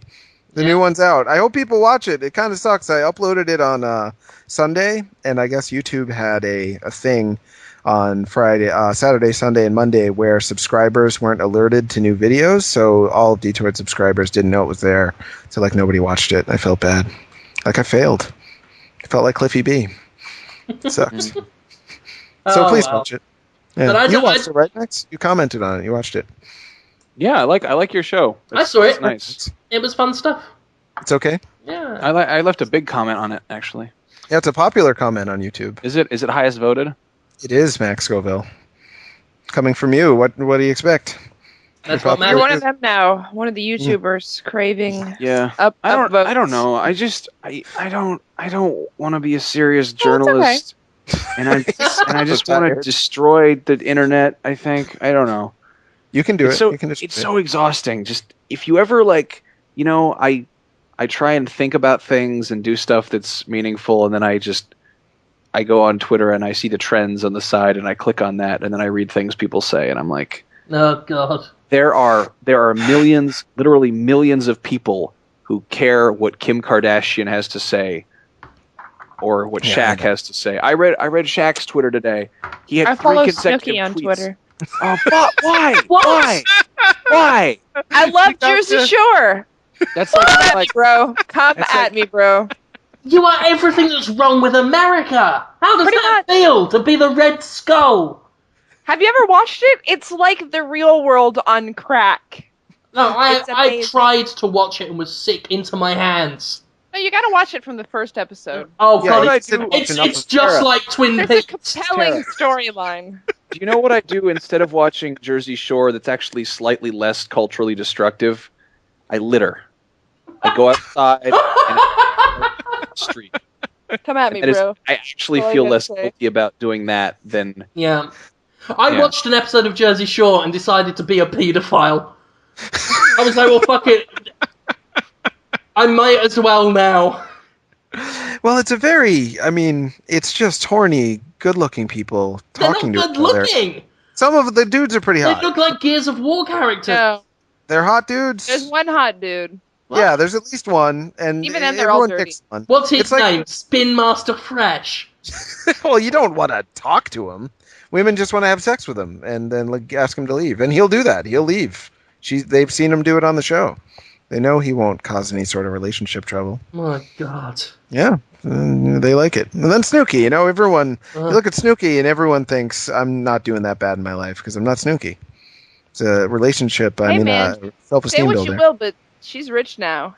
She is. Why know, are we Twitter Twitter reporting this? proclaims her Twitter proclaims her to be a businesswoman no. It proclaims her to be a New York Times best-selling author. and a businesswoman. I cannot. She's not a guys, businesswoman. I'm angry and depressed. Can we do questions? Sure. Oh, do you guys have any thoughts on the Vita there? The memory cards cost Why them. does Snooki have money? She won't have it for long. Don't worry. Oh, She'll spend it God. all on stuff. and Fucking die. hell. I hate everyone. Yeah, but when the aliens come down and inspect the internet to find out what, because the internet. Oh, will they still- better be fucking xenomorphs and they better make short work of it. We don't deserve any more now. Humanity Well- had its peak. Jersey Shore versus Predator. that would be Nice. amazing. That hasn't yet. Oh, I was gonna say when the higher evolution, the smarter aliens come down. I couldn't talk at all just now. I'm sorry, I failed. They're gonna love you, Jim Sterling, and you, Max Scoville, and you, Tara Long, and they're not gonna be impressed with Snooki. She may be famous now, but you guys are gonna stand the test of time, I think. I don't Oh, think those so. aliens better hurry up. Can't wait for that. Because you guys are really expressing yourselves and saying something, and Snooki is just wandering around and falling down and looking for love, right? That's what she does? Falls down and looks for love? Yep. Yeah, that's it. And she falls down and then looks for love among the dog shit on the floor. Oh man. So you guys don't have any thoughts on the Vitas, that it's not using SD cards, it's using Sony's... That's Sony. card. They've been doing this for fucking years. They made the UMD. They made the memory stick. They made the A-Track 3. They're like, oh, MP3s are really big. Let's make MP3 players that only play A-Track 3 format. Yeah. Like, they don't get Oh, it. I forgot that Sony, one. I mean, that's it. What I want to know is what will we need these SD cards for? Because I was always under the impression that saved games were going to be on the new card format that the games are stored on, like a DS. Is that not the case? I think that's not the case, but I'm not... it's been really murky. Some people That's are saying it, it's going to yeah. have 512 megabytes, I think, of onboard memory, so you don't have to worry about it. okay, it Other actually sites makes are saying perfect it sense. won't. It makes Yeah? perfect sense. Okay. You know how they were like, oh yeah, the Vita, $250, and everyone's like, what the fuck? That's the cheapest thing Sony's ever made. Like, they make, Well, maybe not. Yeah. And everyone's like, oh my god, I want to buy this thing. And then they're like, oh yeah, by the way, we have proprietary memory cards. They don't come included. They cost $1 million. Everyone's like, oh, I get it. Yeah, it's... Yeah. I mean, Do they I think people wouldn't notice, though? I mean, that we wouldn't catch on in time or something? well, a lot of people won't. and they all post on N4G, and they're gonna love it. But the rest of the humans aren't. I mean, just in this world where you can buy a fucking telephone that also plays video games, the kind of video games that the mainstream market wants, i.e. Angry Birds. Sure. I don't see what they're doing with this really old-fashioned business model. Because a lot of what publishers and game console manufacturers do now, even though they were doing this just fine 5 years ago, it's old-fashioned now. You can't come out with some of the shit that they're trying to pull. And Nintendo, I think, have started to learn that the old ways aren't working so well anymore. Yeah, they may not be able to figure out the new ways at all, but they're at least aware that the old ways are working. Yeah. They're at least kind of floundering around at the moment, and one can only hope that their floundering stumbles upon a winner. And Sony, for so long with the Vita, seemed to have it together. They had a decent price point. They keep talking about getting a strong launch lineup. They are talking about better firmware updates. It seems like they almost know why the PSP. It sold well, but why it didn't beat the DS for a start? Right. Why it didn't do a lot of things that they thought why it didn't become. UMD failed. Well, they wanted it to be the Walkman of the 21st century, and that didn't happen. And it's they've got this Vita a second chance. It looked like they were kind of getting it, and then this memory card shit, and now everything's getting muddy and vague again. And that's Sony's biggest problem, because with the PS3 for the longest time, it was it's a games console. No, it's not. It's a Blu-ray player. No, it's not. It's a supercomputer. No, it's not. You can fold at home and cure cancer. Have PlayStation Home. I don't know what it is. And it's it confuses. And Sony has said this themselves. They've said, developers were confused by the fact that our marketing is schizophrenic as fuck. Not an actual quote. It only does everything. Yeah. They jumped that, right? Now it's just play some games or something. That's exactly what it is, play some games. Kevin Butler says, play some games. It's something like, long live play, that's it. And it's now the Vita, everything looked so simple with the Vita, and I'm still kind of excited to see where it goes. I love handheld gaming. That's one of my favourite things ever. Just the concept of handheld gaming ever since I was a kid. And jealously looking at other people's Game Boys. It's something I've wanted. I've loved the idea of for a long time. So I'm going to get it. I'm going to be keen on seeing what games they bring out for it. But I ain't spending $150 on a fucking memory card. Are you fucking kidding? Now that's the big one. That's a 32 gig. You can get the 4 gig for Now, what are you going to be able to put on that? I know. I mean, if they're expecting people to download full games, they're going to be just disappointed. If you're going to try and back up your PSP games, they're like, oh yeah, 500 to 600 PSP games at launch. Hey, download. And then it's oh wait, it costs $1 million. Fuck you. Yeah. I don't see why it should cost that much. I think that's just fucking ridiculous. Well, comparatively, SD cards, you can get a 32 gig SD card for $40 or something. I can't remember, 40 or 50. Yeah.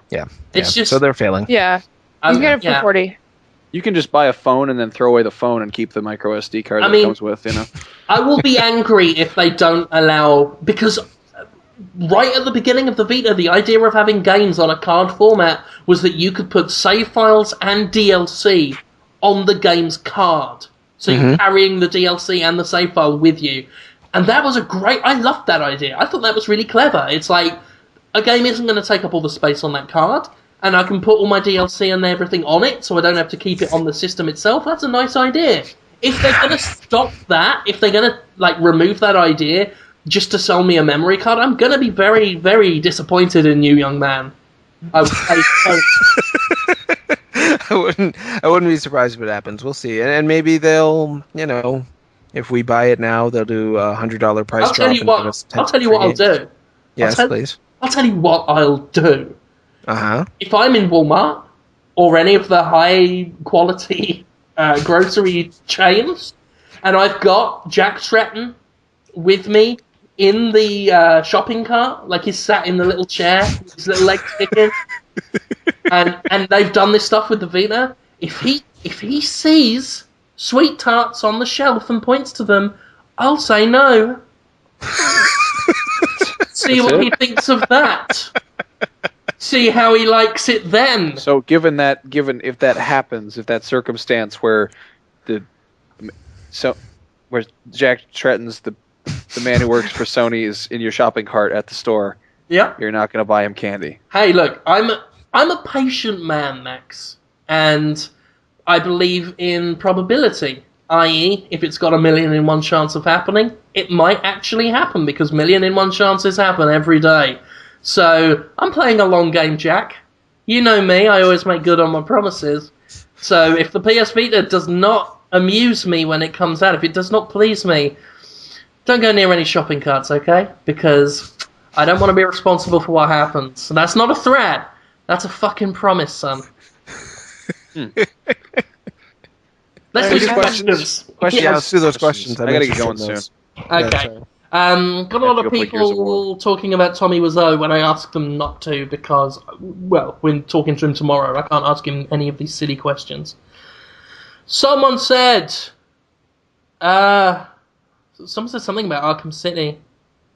Oh, yeah? They asked if we were pissed that it's being delayed on the PC. No. I'm kind of annoyed because I can't bundle in the PC review with my console review now, which is something we're going to be working on in the reviews department.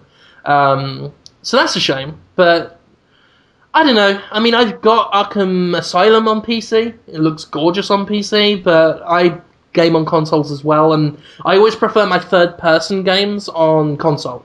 Like, first-person role-playing, I can play quite happily on a PC, but when it's third-person, I want it on my consoles.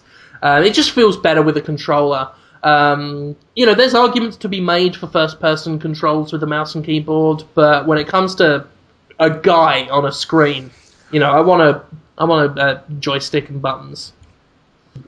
Sure. Yeah, that makes sense. I think a lot of people will agree with you on that, yeah. I almost felt... This is a thread of people just going, oh, hi! You're tearing me apart, Podtoid! Oh, so funny.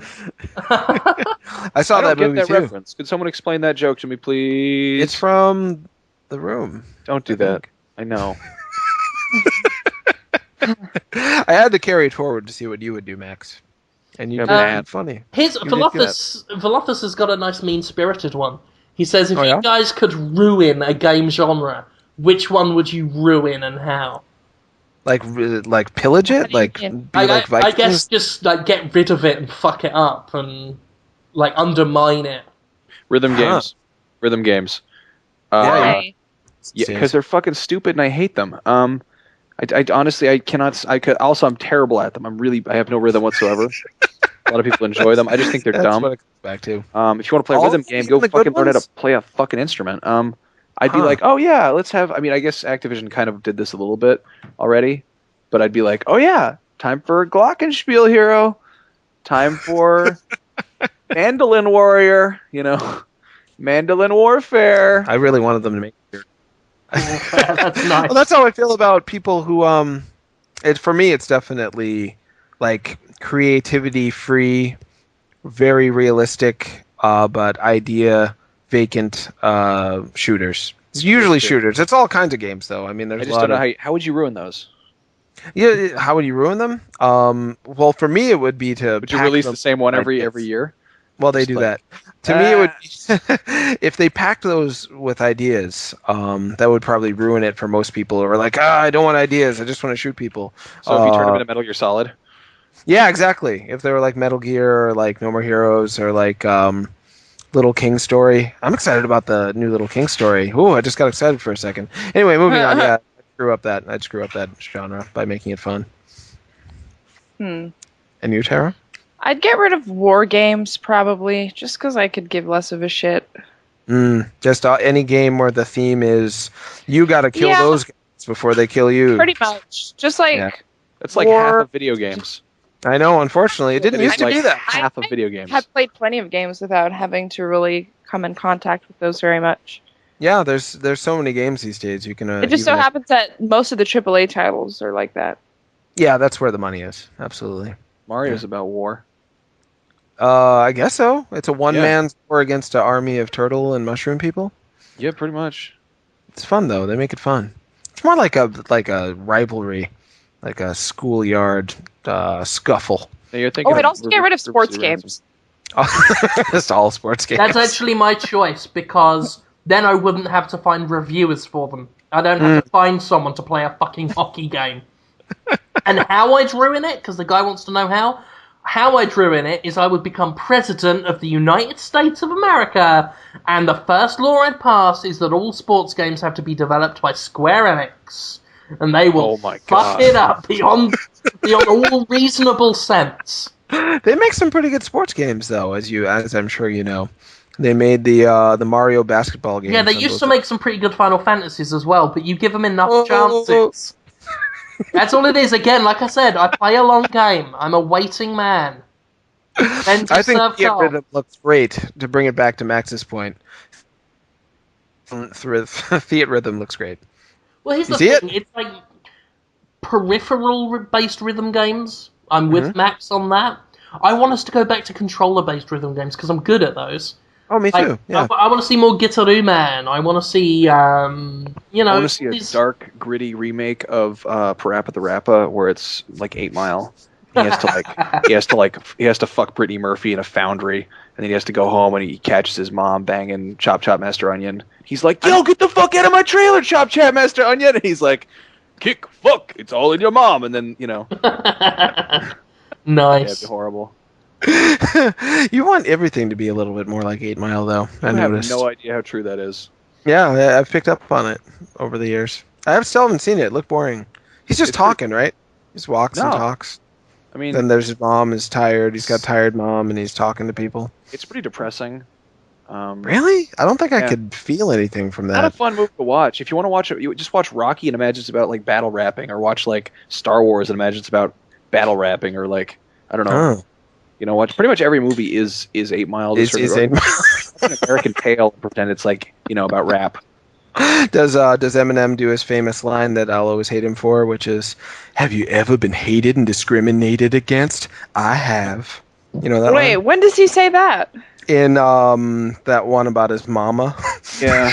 He's so bad. I don't listen to his music because it's terrible. It's bad music. Yeah. He's no ELO. It's legitimately not good. Yeah. When a guy I like fucking him, love Eminem. I listen to Eminem all the time. I actually don't mind some of his stuff. When he's trying to be funny, he's exactly what I think pop culture needs. But when he's rapping about his mom and doing painkillers, it's the last thing anything needs. And it overshadows it. I always forget he even tries to be funny because people talk about how serious of an artist he is all the time. And yeah. Anyway, sorry. I took us right off track, didn't I? Well, anybody who says that has never heard real rap. That's right. Yep. You tell him. I'm with you. I'll tell him. Preach Please. it. Yeah, Tara Long is the rap mistress of The rap Strut. queen. You are. Queen. You're something of a queen. I'm like A mistress. Trina, the baddest bitch. your rap name is Rap Fatty Boom Boom. Okay. No, I don't like that. That is it. Why would Do we have anyone any like other that? questions? or is Everybody that knows that rappers' names are decided by pompous white guys, and that is what I am, so I now run the rap industry.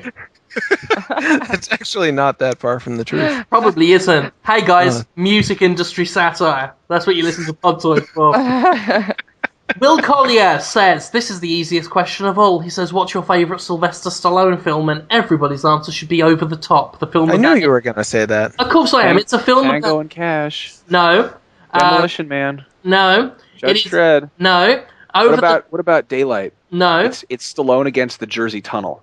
No. I'm gonna have to go with Fights the a tunnel. Zookeeper. No.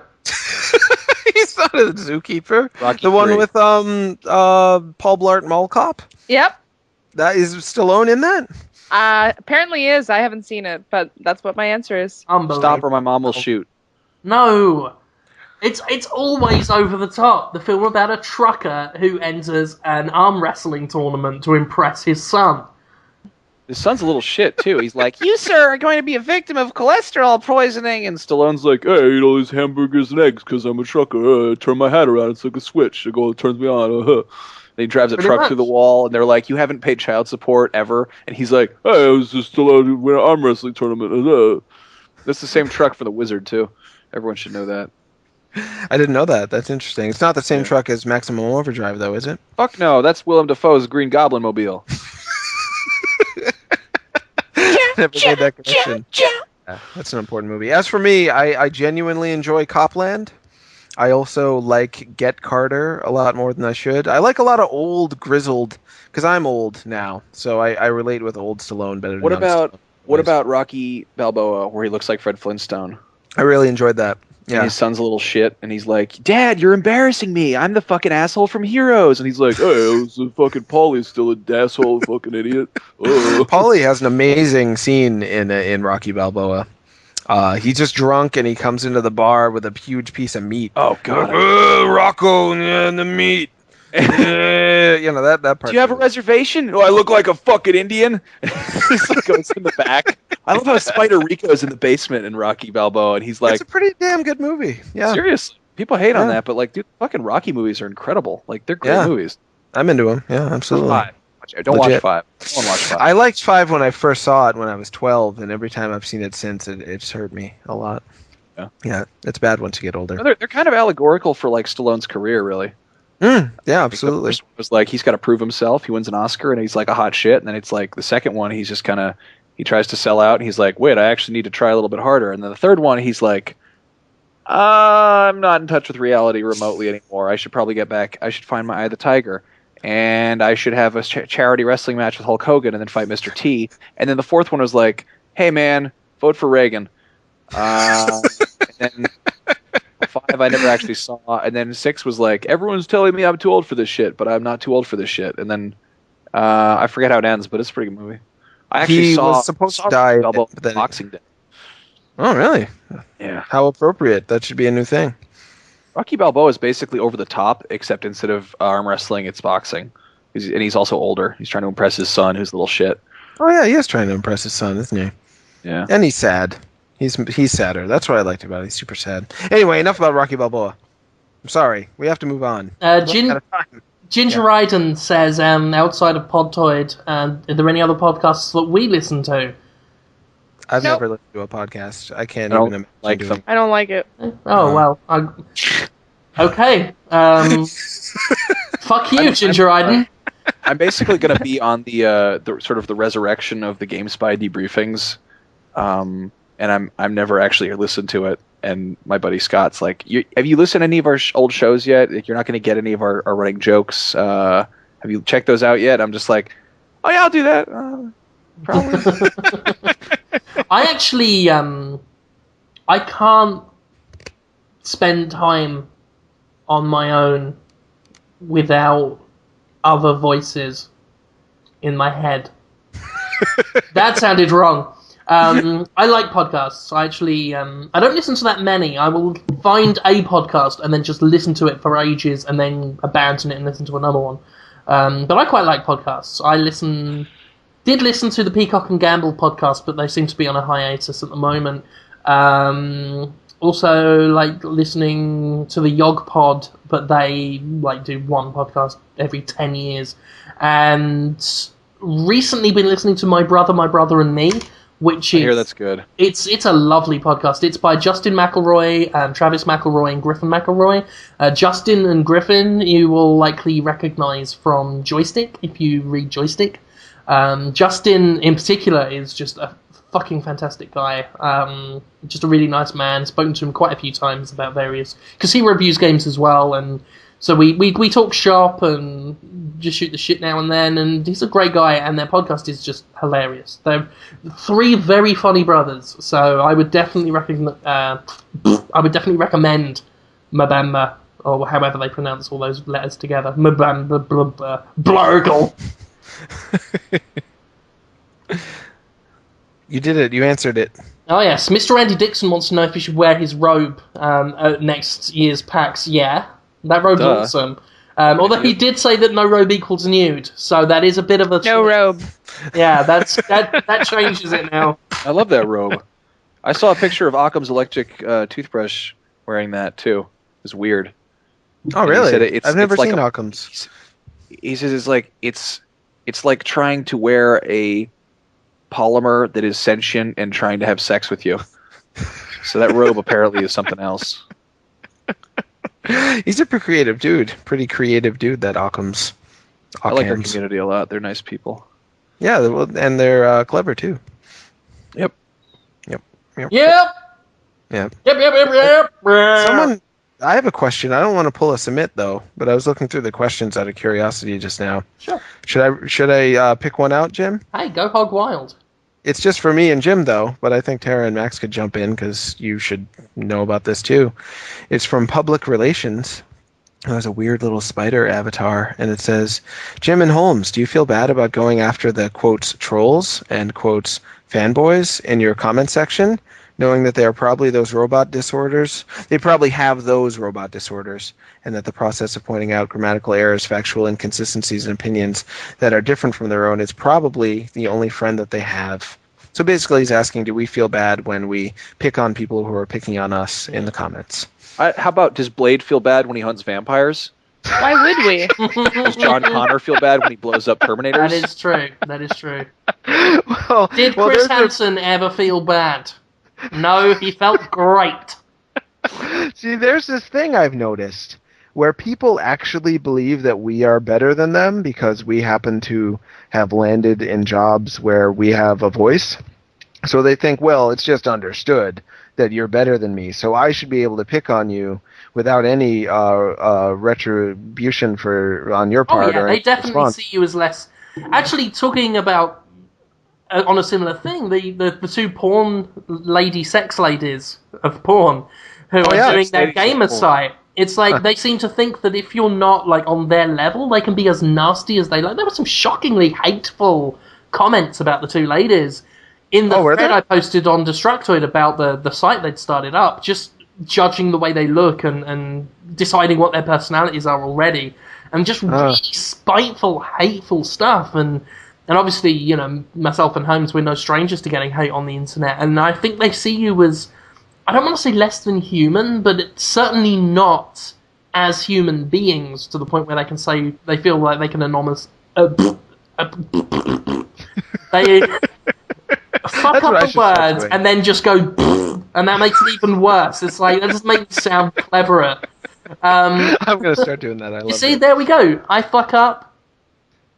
Like Yeah, a we're all human. We're being. completely human. Yeah. And when people attack me, I respect the readers, and therefore I treat them as I would anyone, like an equal that I respect, and say, hey, that kind of sucks that you said that way. I found ways to bring people around, I think, after years of practice. Instead of being confrontational, I've actually turned quite a few people who started off hating me into people that I like in real life, and vice versa. So yeah, there's ways to get around it, but it's Holmes, I think you've had definitely- some kind of effect on me, actually. Like, because I'm trying to be nicer to people on the internet, sort of. For real? It's sometimes Shut up, Tara. it's good. Fuck you. Sometimes good things happen. Someone who I won't name, who now works for Modern Method, sent me like pictures of hate mail once, and I was like, "Hey, let's talk about this." And now we're total buddies. Now he sends me love mail. Oh. Yeah, So creepy. I don't know.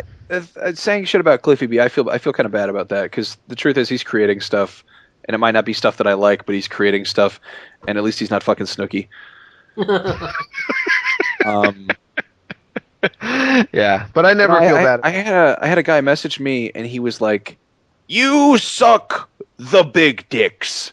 Your Skyrim interview. Come on, fish." Like, all one sentence, and I was just like, I think my immediate reaction was, LOL, I play video games for a living, suck my dick. And then he was like, "Come on." He's, of course, referring to the PAX interview where I awkwardly asked the art director for Skyrim about the fish in the game. And he was like, "Even the artist man thought you were retarded." And I was like, and I was just like, I wrote back and I was like, "Look, man, like, I understand that you don't like my video. I could have probably done a better job, and you telling me this isn't really making, I'm my own, you know, I'm a critic of myself too. I realize when I fuck things up. Probably shouldn't have asked this lead artist for Skyrim about how many fish are in the game. And I was like, how about instead of sending me a mean message because you don't like a video, this was on Facebook too. This was like, he went out of his way to find Oh, it. I hate those ones. Oh. Yeah. And I was I don't was have just Facebook like, still. how about instead of taking this energy and without sounding like some fucking metaphysical, like new age dream catcher, like pussy fart, how about like taking that negative energy and channeling it into like positive energy and finding someone you like and sending them a message that's like, hey man, great job doing this, thumbs up, because that's making someone else's day better as opposed to making my day worse. And I basically said that to him, and I was like, look, like, I mean, I'm still new at this. Like, I'm doing what I can. Like, I'm not trying to be a dick. You know, I'm not trying to ruin Skyrim or anything. And then he wrote back, he wrote back, he was like, fuck you, don't ruin Elder Scrolls. And I just went immediately, you can't even spell the name of the fucking game right, Elder Scrolls. And I said, shut your dick. And he went, shut your dick, exclamation point. And then he was like, okay, actually, I'm sorry. And I'm like, it's cool, man, no worries. And then he's like, seriously, how did you get your job? And I'm like, are you fucking serious? Like, Of course. Of Yeah. course. I mean, I had a funny and one. sadly. Yeah? Oh, sorry, I had a funny one this weekend. I'm thinking of posting the message I got on the front page because it's a work of art. I can't remember it off the top of my head, but I got a friend request from a guy on PSN. And I haven't had my PS3 on... Actually, no, that's not true. I've had it on recently, but I don't check my messages a lot because you don't get notifications, and the XMB is just sluggish and laggy anyway, so it's not worth my time. But I ended up missing 2 friend requests from this guy. He sent a friend request. About a day or 2 later, he sent another friend request, all on PSN. His third note I got from him had the headline, "You fucking fat troll." And inside, in all caps, on PSN, so this must have taken him a while to type, unless he just plugged in his keyboard special, which I don't believe given the amount of grammatical errors, but it was just shit, oh, you fucking fat troll, I used to be a fan of yours, and you just fucking ruin everything, you are the worst, and you are really bad, and it just descended into, like, more and more just, like, insane, garbled speech. And that was on PSN. I'm like... They get you anywhere. It's like, when I want to sit down, I've had it on Xbox Live, PSN, Facebook, Twitter, my form spring. Anywhere where people can reach me, they will hurl abuse at me. So, I don't feel bad, because I will treat people how they treat me. If you are respectful, like Cliffy B. Always been nice to the guy, and then he decided to act like a cock, and so, well, I'll act like a cock back. That's how it works. And It's pretty straightforward. You know, if you come to me directly, and go to a place where I am working on Destructoid, you know, that's my place of business, or you go into one of my private social areas, or if you, or if you, and I find that particularly intrusive when you find my PSN or my Xbox Live account and just start hurling abuse through that. It's like, no, I'm not going to feel sorry for you. I'm not going to feel bad for you. And if you say something fucking stupid, I'll tell you said something fucking stupid. I think more people need to be a bit more responsible for themselves. It's respectful. Yeah, the Lord knows people ask people like myself and Max and Tara and Jonathan to be held accountable for the things we say and do, which is fair enough. Okay, if we make errors, if we get something wrong, if we do something you don't like, by all means hold us accountable. But have some fucking accountability for your fucking self. That's what really gets me. Like, you anonymous commenters who have nothing of your personal self on the internet, who have, you know, we don't know what you look like, we don't know what you sound like, we don't know what you do for a living, and you demand accountability from other people while saying some of the most fucked up, jacked up, stupid shit yourself. How dare you? Yeah, at the end of the day, it's like, don't demand accountability while just rambling the incoherent dribbling of a madman and taking no responsibility for yourself. Yeah, that doesn't send the right message. That doesn't reward the right behavior to just let that happen and not give any feedback. But it is a little, speaking of that, I feel a little bit badly for rewarding so many people who are negative with attention, because, you know, I'll get 90 comments on a review, and then one will be like, this shit sucks, and that'll be the one I'm like, whoa, what do you mean? And everyone else, hey, nice review. I'll be like, oh yeah, well, I don't know what to say to that. The fact that we get so many nice comments on Destructoid says a lot about our community and how because if you look at YouTube, I feel like people are more likely to they're more. I mean, the percentage of views versus comments, for instance. Back when I was first feeling really bad about people saying mean things about me on the internet, Anthony Carboni said this thing. He's like, look, how many of your friends do you know who have YouTube accounts and will actually bother to log in and write comments?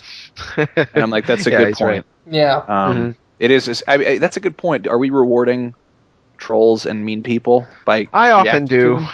I shouldn't. I'm gonna make it a resolution to do it less, but it's. I do it a lot less than I used to. I feel Yeah. like it keeps me sane, kind of, because taking that kind of stuff seriously, I don't know, it just kind of gives everything a lighthearted spin. I mean, you're totally right. As someone who actually does it and gets into fights and had a massive argument with that stealth character just last week. That was amazing. Yeah, It was fun. I mean, that's it. It can be a laugh sometimes, but Sure. I mean, you're absolutely right, Tara. I'm wrong to do it, and I've actually tried not to do it so much in the recently. And I don't get comments like I used to. I didn't say you were wrong to do it. This I'm is our saying I'm wrong Jersey to do Shore. it. This is our Jersey Shore. It's the thing that we do. It's wrong. It's wrong to engage in it, but it gives us some hurts peace so of good. mind. Yeah, it's just when I see something so like just unbelievably stupid, or someone who just got what I said so utterly wrong, I can't stand. I've always had this problem. I cannot stand a stupid person who thinks he's smarter than I am. That's it's like red rag to a bull when I see that. Someone who can't even spell, who starts a sentence with you always know it's a fucking douche when you start a sentence correcting someone with I think you meant to say this. No, I'm sorry, that's wrong. It's like, I can't. That usually draws me in, and I'm trying to be better about it. I am a lot better. I no longer have Hamza coming up to me saying, Jim, you can't call this guy a fucking xenophobic fuck. Or, Jim, you can't tell this guy that you feel sorry for him because his dad raped him. Mind you, I did, the other day, someone did, on the Gears of War 3 review, they said, why did you give this an 8? And I did respond with, because you raped that child that time. Well, there's an entire review he could read to find out why you gave it That's an 8. it. It's like some of this stuff just gets so stupid. Nothing but abuse will do. Only if they're abusive and stupid to me first. I'm not. If someone has real criticism, I try and answer it and deal with it. But there you go. We probably ranted on far too long. That was I a gotta great go. I'm answer. supposed to go play Gears of War. Oh, look forward to that's that. fun. I don't Why want are you doing to. that? Oh, with Anthony? I don't know. Make sure you give it 8 out of 10. I will give it 8. I'm gonna Well, break both my thumbs so that I only have 8 out of 10 working fucking fingers, and I don't have to fucking. I'm play gonna it. go and buy Frogger 3D and Resistance 3 right now. Anyway. Wow. So when are you going to play first? I'm gonna have to get Resistance 3 done, so probably that, because I'm so sick of it. Stop bothering me about that review. I wasn't supposed to write it. Jim? Yeah. I really need to know about whether or not Frogger 3D is worth purchasing. You're going to review it? What an eccentric that would was. like- That was so believable, too. I want to know if Frogger 3D is worth Trouble it. is, Is it the killer app for the 3DS? trouble is though, you didn't do it the way that people do it when they want a review. It's like, why did you write a news story when you should be playing video games for me? Oh, they're weird. It's true. They are very interesting, and I can't, like Anthony Carboni was saying, I can't imagine ever saying any of the things that the people say to us on the internet or in real life. It's shocking. But I was actually, I don't want to sound ungrateful. I don't want to pull a Cliffy B here, and more like Sniffy P. And I don't want to pull a Cliffy B and like act ungrateful to people who clearly enjoy our stuff. And it is amazing that people care that much about a Destructoid review of Resistance 3 2 weeks after the game is out. Like, that is amazing. They care what we think. Yeah, absolutely. They want to know what we think, and especially when someone like I've had people ask me to review stuff before, and it's like, well, chances are good I'm probably going to do it anyway. But thank you that you want me to review it for you. It's like I know you have a choice of airlines, and thank you for choosing us. Yeah, exactly. It is flattering. But they could be flattering in a slightly less... They can be flattering in a way that doesn't imply that I've deliberately delayed the Resistance 3 review that I wasn't even supposed to be writing so that I could make a joke about the PS3 firmware. But they're getting results. I mean, we're talking about them, we're noticing them, we're thinking about... And they actually did force me to email Nick and say, right, dude, I'm going to have to buy this and do it myself. Because, like I said, his wrist is busted, so he couldn't... That's why it's... That and obviously the harmonics and everything, that's why it's been so late. But I guess the constant badgering has forced me to spend $60. Well, I, for one, can't wait to hear what you think of it. I've always wanted to like Resistance, but never quite broke through to it. It's a concept. I'm hoping. So I'm going to have to spend $60 of my hard-earned store credit and get it. Long-lived used games, guys. Yeah, indeed. Fight the power. Yeah. Okay, thank you so much for listening to Podtoid. If we did the Tommy Wiseau interview, because I still don't know if it worked by now, doing it tomorrow, but if it went up, I hope you enjoyed that. I hope if you've got the Android app, you don't feel like you wasted your money, and if you haven't got it, feel free to get it. It would help us out. Write nice reviews on iTunes if you want. Comment on Destructoid. Is there anything else we need to do? Not really. Max and Tara, they can be caught every Monday, Wednesday, Friday on the Destructoid Show on YouTube and via Revision 3. And myself and Jonathan Holmes, you can catch us on Destructoid.com. Check out Jonathan Holmes' series, Talking to Women About Video Games. It's just a funny name. Our Detroit Show episode with Tommy Wiseau should also be out at around the time that this podcast comes out. That is true. Yeah, so like a double whammy. Once you're done listening to this, go over there or vice versa, you know? So we got double the Wiseau for you. That's a good deal in anyone's fucking bucket. So and then he has that show he's making that he the Tommy Wiseau, yes. Let's plug that via machinima.com. The Tommy Wiseau. It's not quite the Jimquisition every Monday at 11 on The Escapist, but it's pretty good.